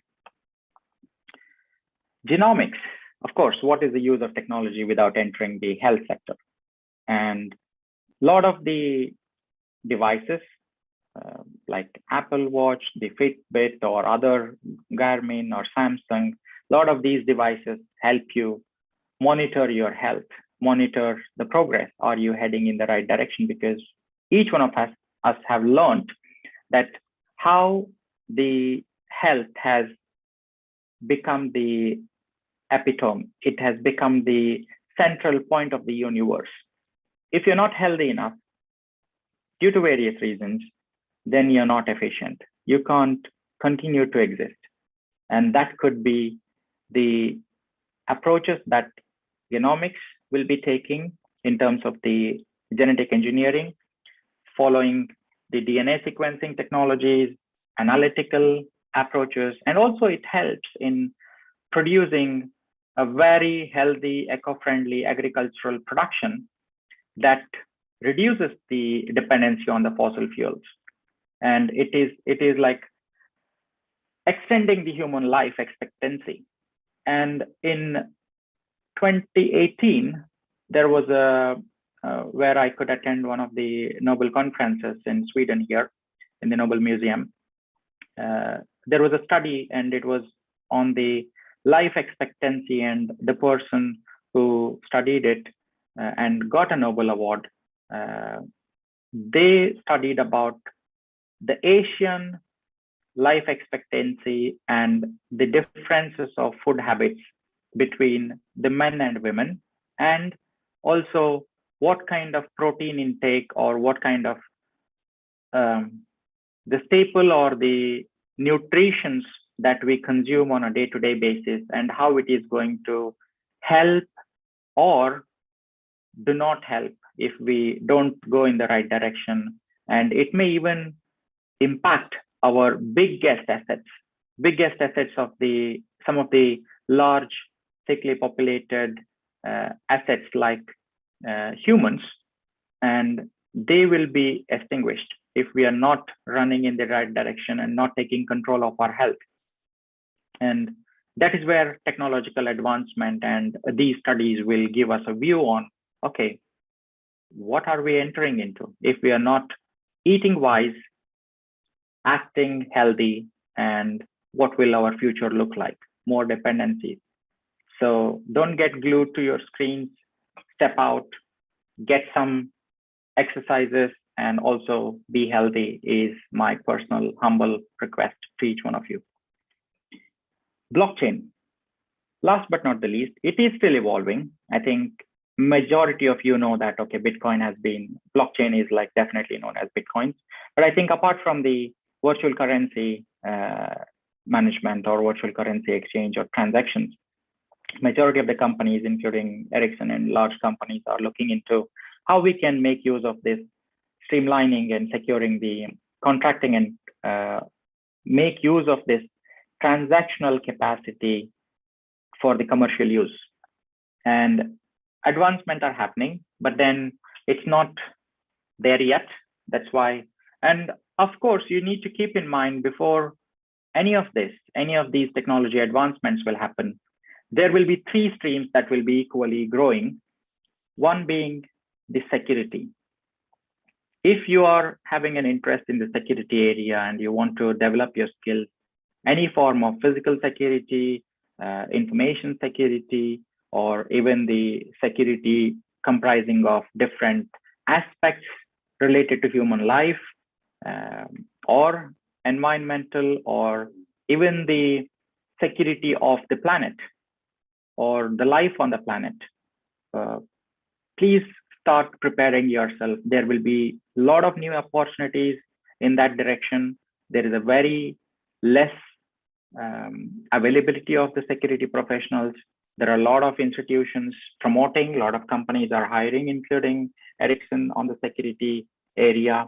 And also the next biggest would be the automation and AI, which will be focusing on a lot of new talents, because all the topics that we covered are revolving in that zone. And third thing being governance and compliance. Governance and compliance is also completely changing its approach, and the faster deliveries, the agile life, and overall quick decision making and fail fast mechanisms are really good. At the same time, they may be like bit challenging to the organizations. If we fail too fast and fail miserably, then it may have an impact on the brands, on the market, and also it may have non-compliance issues. So those areas are also going to be very high in demand. How the governance and compliance is going to adapt to the technological advancement. So these are the three areas that you may have to start focusing on. And of course, each one of you have access to the ocean of information. This is something that I put across based on the experience and the potential requirements that would be coming in different organizations coming across. That being said, I've spoken a lot.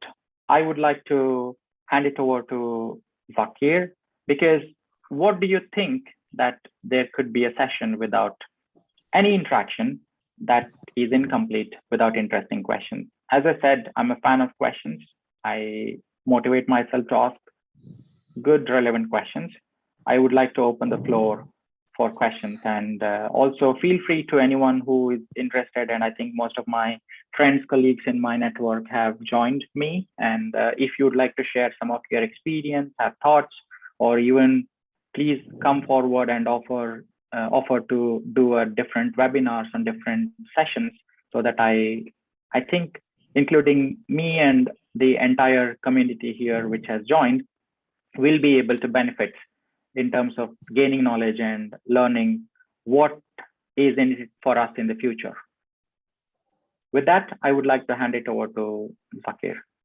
Yeah, thank you, sir. So we got a brief depth of ocean of information regarding the technology and leadership qualities. So thank you very much, sir, for your expertise, advice, and your suggestions. Now there are some questions floating towards us. So Mr. Dharamraj, Dr. Dharamraj has asked one question, sir. What way to improve the leadership quality in working place? That's a very good question, Dharamraj. I think that's something that, as I mentioned, there is no easy way. It's very situational. I think in the current workplace, if I look at it, some of the practices that we are proposing is, first of all, many of us are going through a lot of personal challenges. Maybe it could be health, it could be health of the family members.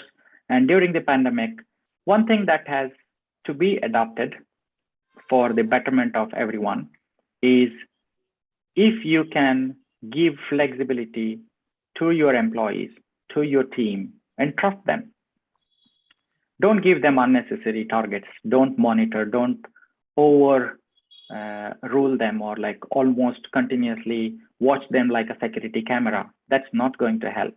Give them flexibility, trust them. At the same time, it is a two-way trust. It's a two-way communication that needs to be open, and that will solve all the challenges. That will solve all the problems of work environment. And if you're not equipping them enough, not just from providing the ecosystem, but also giving them the emotional confidence, the mental relief, you can be anywhere, still deliver on your work. And of course, at the end of the day, one should be smart enough in contributing, and one should be smart enough in requesting the same. I hope that answers some of the quick practices that we can implement. Okay, thank you, sir. Another one question from Assistant Professor. Two questions at a time. There's two questions from Professor Rijaz. Sure. That is, one, how one can develop leadership from the beginning, and what are the challenges have to face by an individual initially? Exactly. I think first of all, one should take out the fear. And there could be different approaches. Maybe you are fearless. If you're too fearless, maybe you're stepping on someone else's toes. To begin with, start in the smaller groups, maybe at home. Try to convince your family. Try to convince on new challenges, new tasks that you would like to, you have never done before. Or try to do it in your own circle that you can hear back. And most important thing when you're a new leader is to listen. If you don't listen enough and choose wisely what you want to act on and what you don't want to act on, those are the first learning that one should do in the initial phases of leadership. And there are different ways that you can increase your knowledge base, because the minute someone will give you a command or attention is when you have the right level of knowledge, the skills, the capacity, interest, and of course, passion. If you blend all these things into one, then you can adapt, you can scale at large audience levels. If you are able to be confident, be bold enough, put your thoughts across in the right, pleasant way, and you will be the one that everyone wants you to lead. Yeah, thank you, sir. So another one question from Dr. Sunil. Respected speaker, what's your opinion on the priority given to 5G technology introduction in India, even though the coins of it on mankind and nature is significant. Keeping aside the fact Exactly. that majority of technology and innovations has both pros and cons? That's a very good question. I'm glad that that question came up. I think any technology, as I mentioned, including 5G, there is a notion about, okay, there could be a hazards or there could be a challenge. But I'll try to take two questions or like two parts of the question. Start with priority on the implementation of 5G in India is something that is purely dependent on the political and commercial setups in India. And we already have signed some of the deals with Bharti and others in order to provide the services. And implementation is dependent on the service providers, because what we can do is Ericsson can provide equipment and they're already distributing it to all the potential customers. At the same time, it needs to go through the change on the service provider, the policies, the government regulations needs to be kept in mind. There are different paradigm shifts that need to happen in terms of the adaptability, because 5G is something not just for end customers. It's just not about another mobile broadband technology. It's about, it's beyond just mobiles, because it's going to expand into the machine to machine. And that being said, the responsibility of us as the technology providers and the responsibility of the service providers becomes multifold in securing all aspects of regulatory, compliance, geopolitical challenges, and also the commercial interest. At the end of the day, if that is not evolving or co-evolution of the ecosystem is not happening, then it will drag on a little longer. But I think the need of the hour has been that due to maybe pandemic has helped us in terms of understanding the need for a stable technology. Internet has become the next water, I would say, because most of us, including our kids, are taking distant education. We are working remotely, and a stable internet connection for us to work and also the factories to run efficiently and have the produce and right from the food to all the fancy equipment that we want to have is becoming more and more critical. And behind that, I think 5G evolution, not just in India, but also across the world will be, and plans are detailed in the mobility report, and feel free to go into our publications on our websites for different plans on different implementation progressions. Thank you, sir. And another one question from Dr. Ganesh Kakade. What is different between leadership and managership? Very good question. Yeah. Can there be a question as future leadership or present of leadership? I think that's something managing. I will try to answer it in more clear way, because this is a very delicate balance. Not every manager can be a leader, but every leader can try to manage something, maybe efficiently or inefficiently. And manager is more a title that they have a clear path, clear dedication in terms of what they need to achieve. Leadership is much broader in context. Maybe as a leader, you will be able to manage managers or even the team who are not managers, but then you will be able to influence them. Leadership is something that doesn't come with authoritative control. Management or manager is something that will have an authoritative control. I hope that answers. But in terms of the future, I think management is good, but I think every manager, I would personally request to continue and embark the journey of leadership. If you're not, then maybe, unfortunately, you will not continue to be a manager or leader anymore in the future setup. Thanks, sir. There is another one question. So what is the best thing which keeps you motivated to work for a company? It's I think I'm a human being. I don't think it's the personal reflection, but what's in it for you at the end of the day? Do you personally, if I reflect on, if I have accomplished something for a day and there is a challenge ahead for next day, and at least you are having a clarity of thought of what you're going to contribute to, and how, that is what motivates me. And it's a different individual personas. For some, it could be the economic benefits. For some, it could be the recognition that they get. For some, it could be the livelihood that they could be having their family dependent on them. But at the end of the day, motivation is something that is volatile in nature. And as far as you don't decide and don't take hasty decisions, at the same time, don't drag too much into a phase wherein you feel completely demotivated.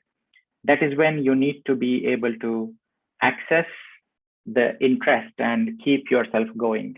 And at least for me, I'm a self-motivated person. And at the end of the day, if you're not a leader of your own career or leader of your own life, then what's the point in practicing leadership anywhere else on anyone else?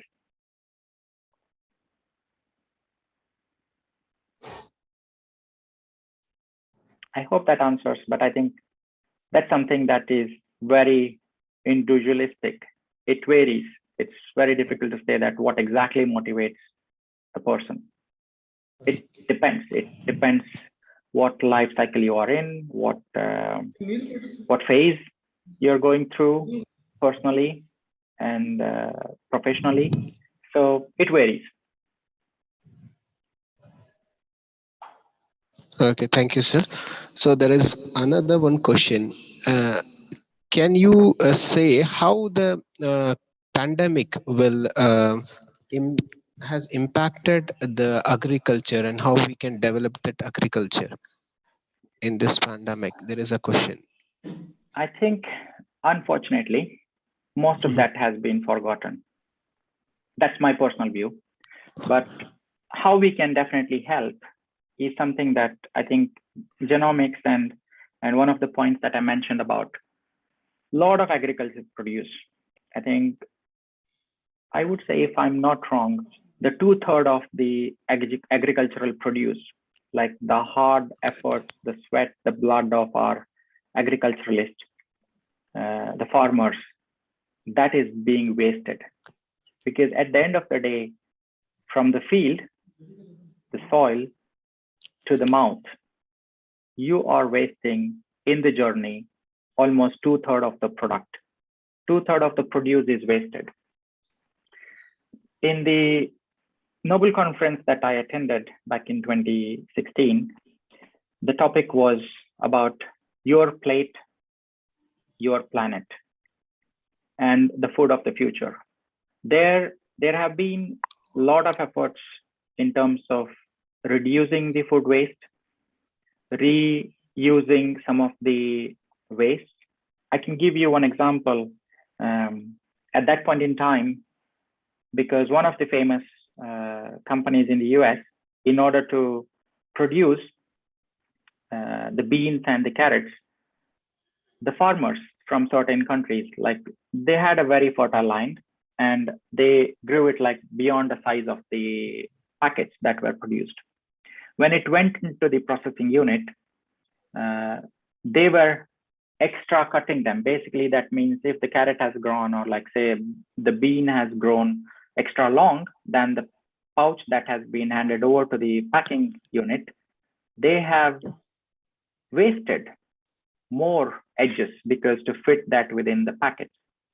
And that's like stupidity. And there are like so many such examples that how the knowledge or the lack of knowledge of what the packing industry, the supply chain goes through, and rather having an adaptability to that, why the waste has increased so much. That is going to help us with the information that is readily available on hand. Immediately, the plant manager or the procurement team can change the dimensions of the packaging. They would be able to provide multi-dimensional sizes for packaging. And not just this, the awareness of the food. For example, Electrolux and a lot of the new companies are heavily investing in terms of giving you a notice or indication in terms of how much of a food is left in your refrigerator, and is the milk going to expire, or also giving you a notification in terms of what is not there based on your calendar schedule, or even giving you the health of the food. And this is only when it comes to the consumers, but also there needs to be a huge technological advancement that will enable people to make use of the right fertilizer choices. Because of the commercialization, because of the industrial revolution, there have been cases where most of the farmers have not been taught in the right direction. They have been commercialized. They have been wrongly guided. Maybe it's time for us to develop some of those and reduce the food waste. Then automatically the challenge of the agriculturists and meeting the two ends, from the farmers to the consumers, with least middlemen and dependencies or wastage, would be reduced if the technology is rightly used. I would like to quote some of the examples here. There is a company in Sweden called Karma, and a couple of the CIOs and who have started, the CEOs of that, had approached me after this Nobel conference, and they had we have exchanged some of the dialogues, and they have started helping the people. For example, if you have a large food chain and you have the packed food that is going to expire in 2 days or 3 days, or based on the expiry life, what they have done is they have deployed different Karma refrigerators and the self-vending machines, the vending machines wherein you can scan, you can just pick it up yourself, and then they are promoting so that they will be able to avoid this food wastage. Otherwise, it will be just dumped. It will be thrown. Rather, they built an app. It shows where the food, and then they use a very intelligent quote. I think there could be many such companies across the world, but something that save food so that you can live longer is something that I remember that they use. And that's a very pleasing message, so that you don't have to waste more food. If you are planning to buy something, and if you would like to make use of this kind of idea across, especially in India or other locations, maybe that is something, because a lot of the people produce a lot of food, but then they don't consume it the way they want. So plan accordingly, right from home, try to save it. Don't overcook and waste it. That's one message. At the end of the day, technology is definitely going to help. And there are not many advancements.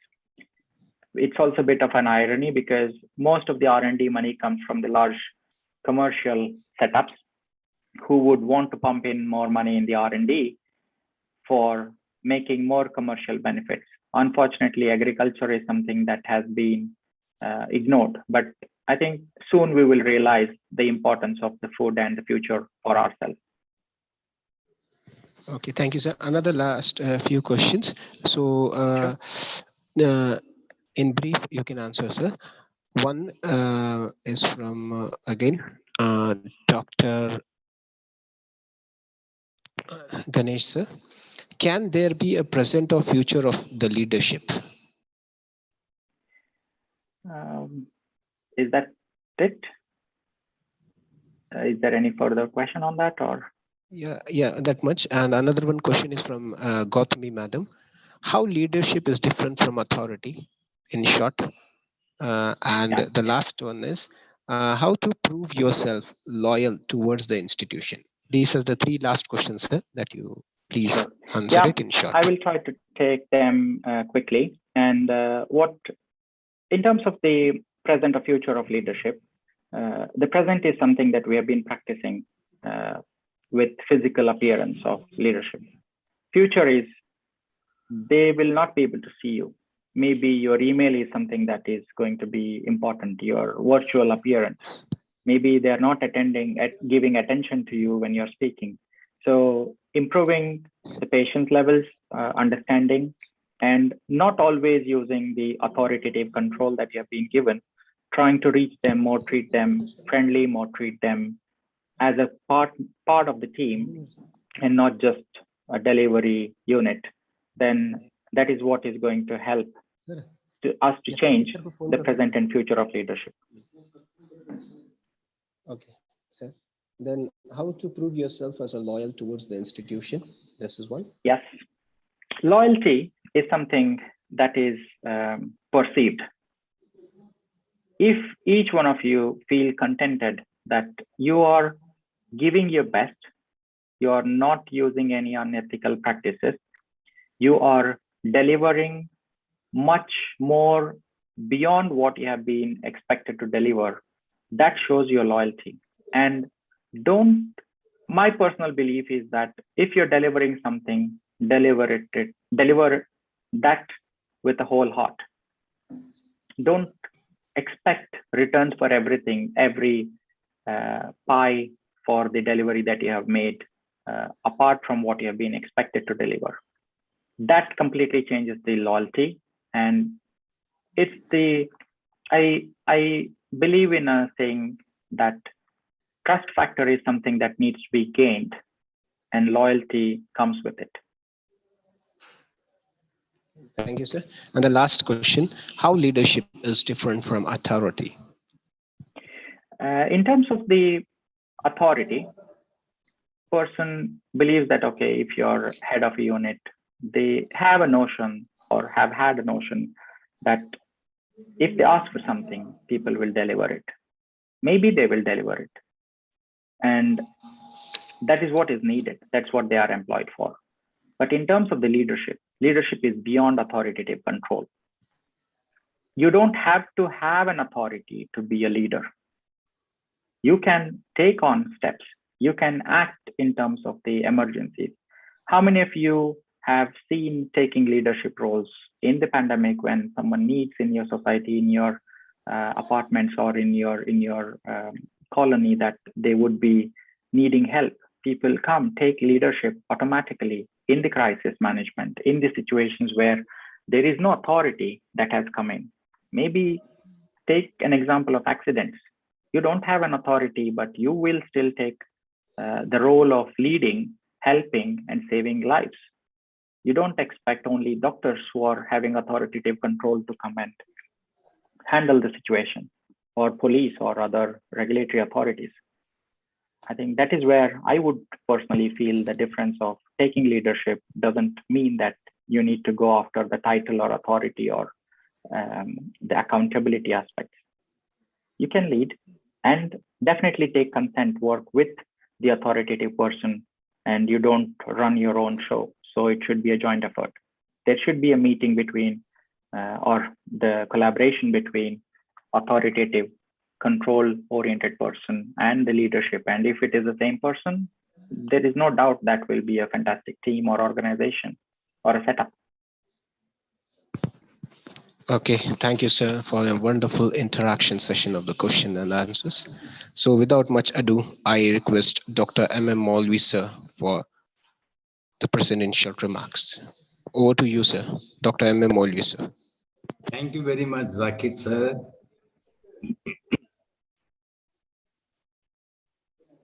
Distinguished Chairman of Anjuman-e-Islam, Janab Sanoor Sahab, Honorable OB and EB members of Anjuman-e-Islam Hubli, my friend Dr. Ansari, revered principal of the college, Sayyid Feroz sir, Yatnatti sir, Chillur sir, my colleagues, Professor Sheikh,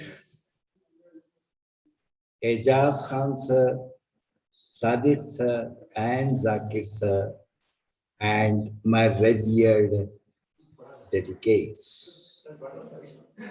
Indeed, I am supremely delighted to learn that a very, very large number of delegates have participated in this webinar, both nationally as also internationally, to listen to our versatile student, Praveen Joshi, a great son of a heralded parents, Praveen Joshi. It was indeed an occasion, it was an experience to listen to our versatile student, Praveen Joshi. His presentation was quite lucid, analytical, and impressive. The organizing team presents the best compliments to Praveen. During the course of your deliberations, Praveen, you have touched upon the point of IQ and EQ, that is the intelligence quotient and the emotional quotient. And you have wisely suggested that you should develop a coveted combination between IQ and EQ.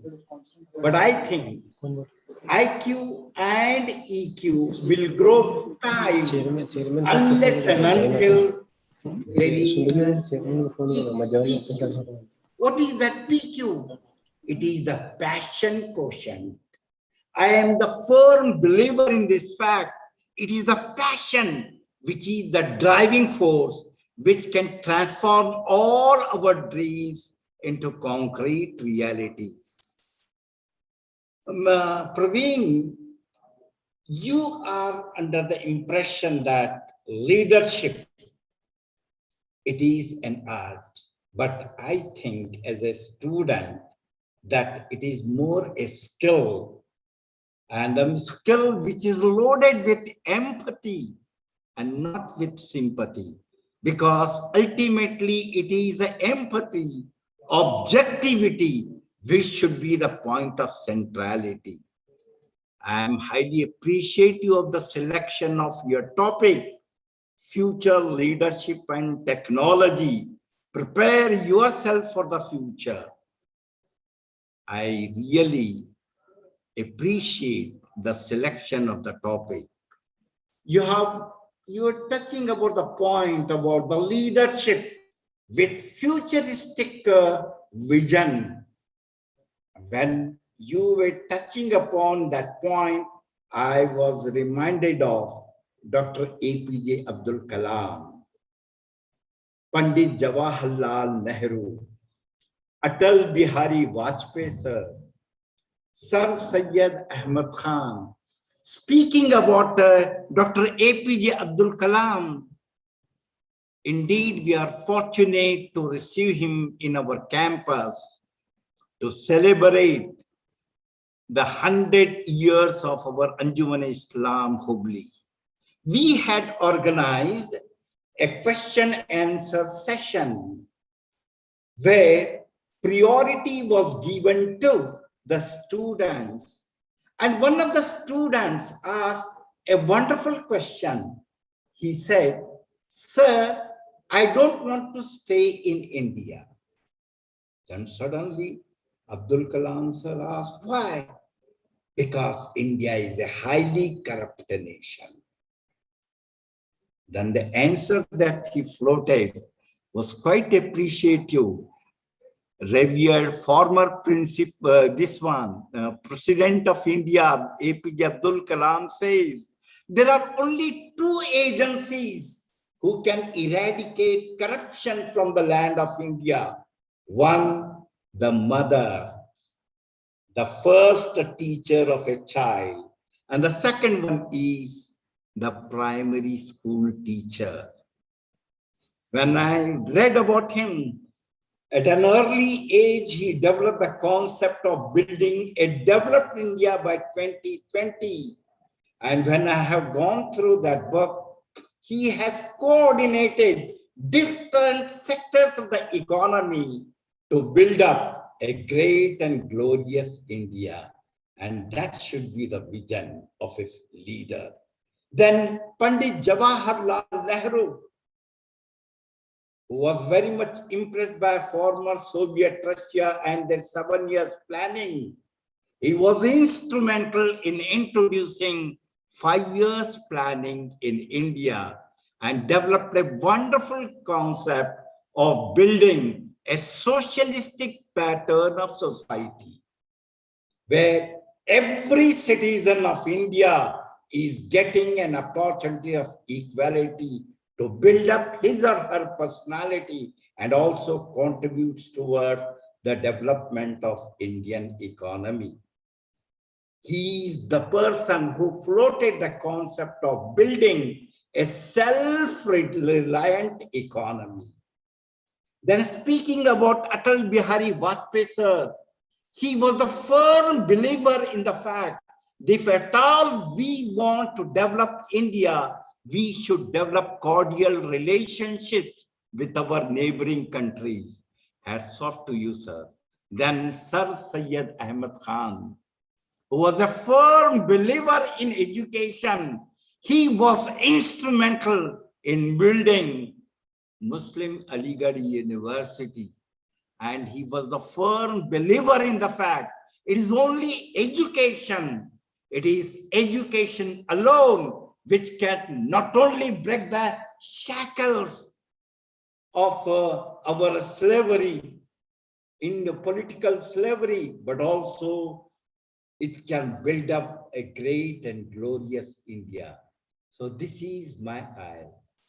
Have a nice time, my friends. Thank you very much, sir, for your wonderful presidential remarks.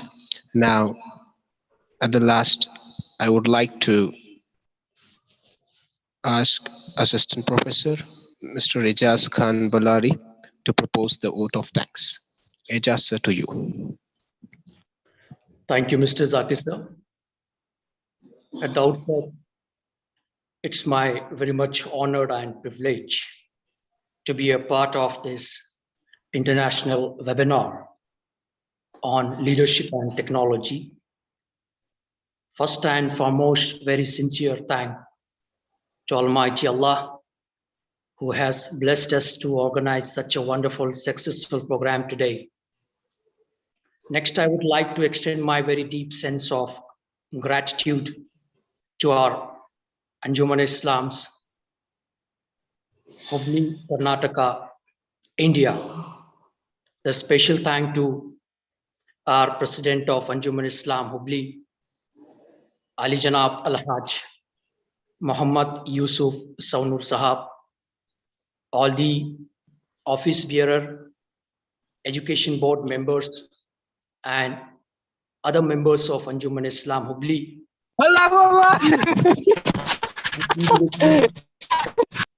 Their efforts to make this function very grand success. Thank you, all of you. Now it's time to thank the energetic personality, none other than Mr. Praveen Joshi, sir, with the due respect. I listened to you third time. First time it was when you visited our institution. In seminar hall, I was there. And I stood in the first row. I would raise so many questions there. And I received very humble answers from you regarding the management. Even I am a management student. I have done my MBA in finance from Chetan Business School, doing as an assistant professor under the leadership of Dr. M.M. Molvi sir. And this institution is alumni for me. And even I'm a part of this institution and under the leadership of Dr. M.M. Molvi sir and his entire team. I'm also learning like I want to be like you. internationally, globally, whatever you spoke, I really appreciate. It was really marvelous. And even I try to inculcate whatever things you have said today. So indeed, I am on cloud nine, I can say, cloud nine. I cannot express my happiness within few minutes because you took almost 2 years to deliver your talk on leadership and technology. And even Maulvi sir, he shed a light on correlated with his economical aspects and jargons. And it is nothing but the combination of your talk, and it is 100% completed leadership and technology as well. And you spoke so wonderfully, lots of global challenges. If you want to be any particular global leader, we must have certain things. You said language. Language is a very much important barrier in every country, not only in American continent and other Europe and other Asian continents. In all globe, leadership is very important than management. I believe that management or manager is part of leaders, right? If I'm not right, please you may mention after my vote of thank, because I'm thanking you by your each of points you contributed. You said languages, local language is very essential and important to communicate and make people understand whatever you are communicating and delivering your task to them to work, right? So like you said, common language, it is also plays very important, crucial role in the development of any individual's life. And the success or failure depends upon the two major areas like languages and culture. Culture is one of the area where people beliefs matters a lot, right? Yes. So likewise you said about mindset. Yes, of course, the mindset, the change of mindset as and when required, we have to change it. Like a technology, if we are unable to change ourselves, however, technology changes. Otherwise, the technology itself changes from our market. So technology may kick us off from the market. So we have to change ourselves, however, technology changes. And you stretch upon an empathic personality and key skills, strategic and techno.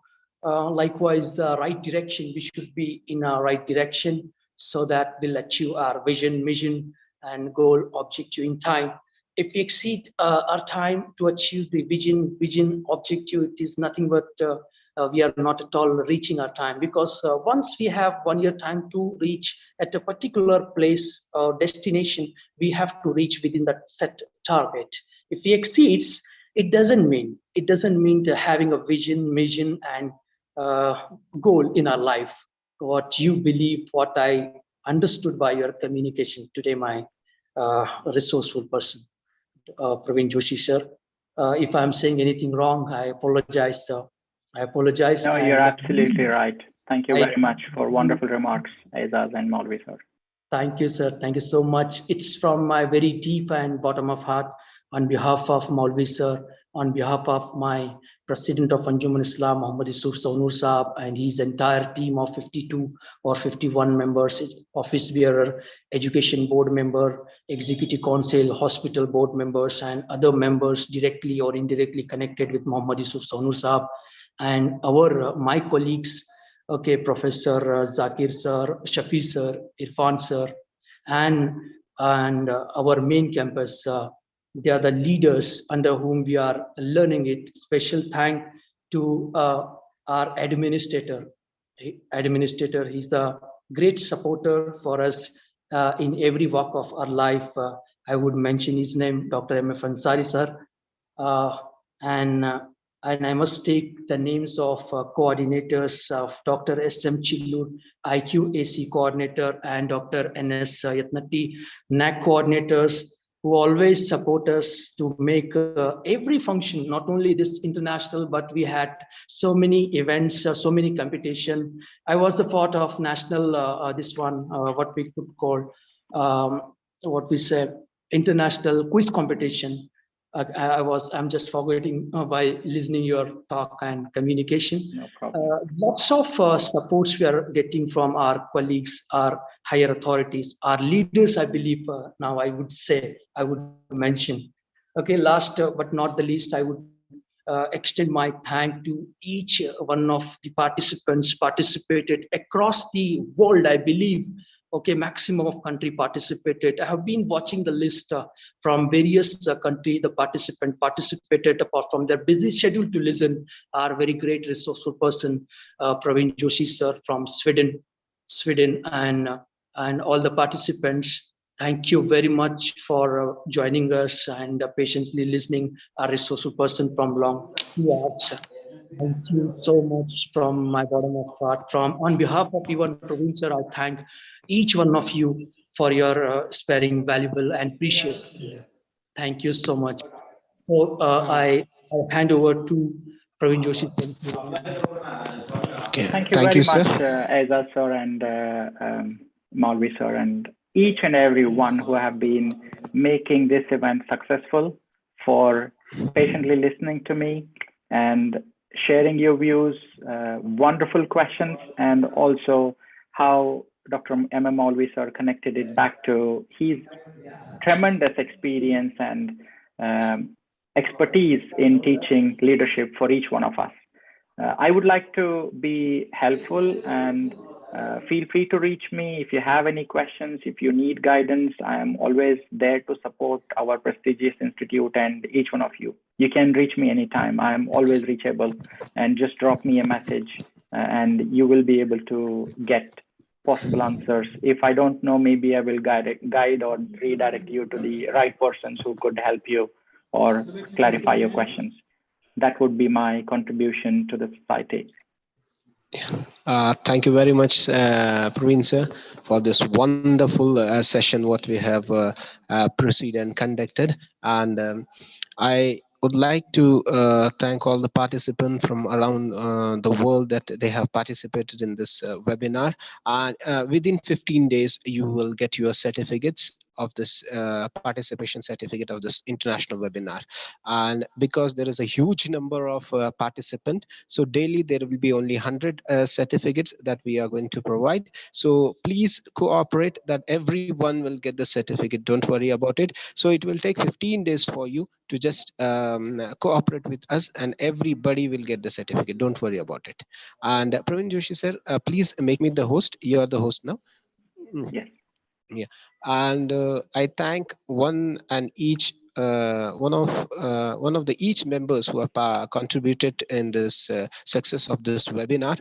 That without your cooperation, it will not be successful. So, Praveen Joshi sir, thanks for your precious time that you have given to us, and with your humble cooperation, whenever we have troubled you, you have supported us in a very soft and smooth manner. So I thank all the management members, my teachers, my principal, administrator, degree principal Feroz sir, then Chillur sir, Yatnati sir, and all the EB, OB members, everybody for their cooperation, what the cooperation they have done for us. And special thanks for Joshi sir for his sparing the special time with us. Thank you, sir. Thank you very much. Appreciate. Thank you very much, Zakir sir, for holding and organizing the event. Yeah, sir. So, Yatnati sir. Yatnati sir.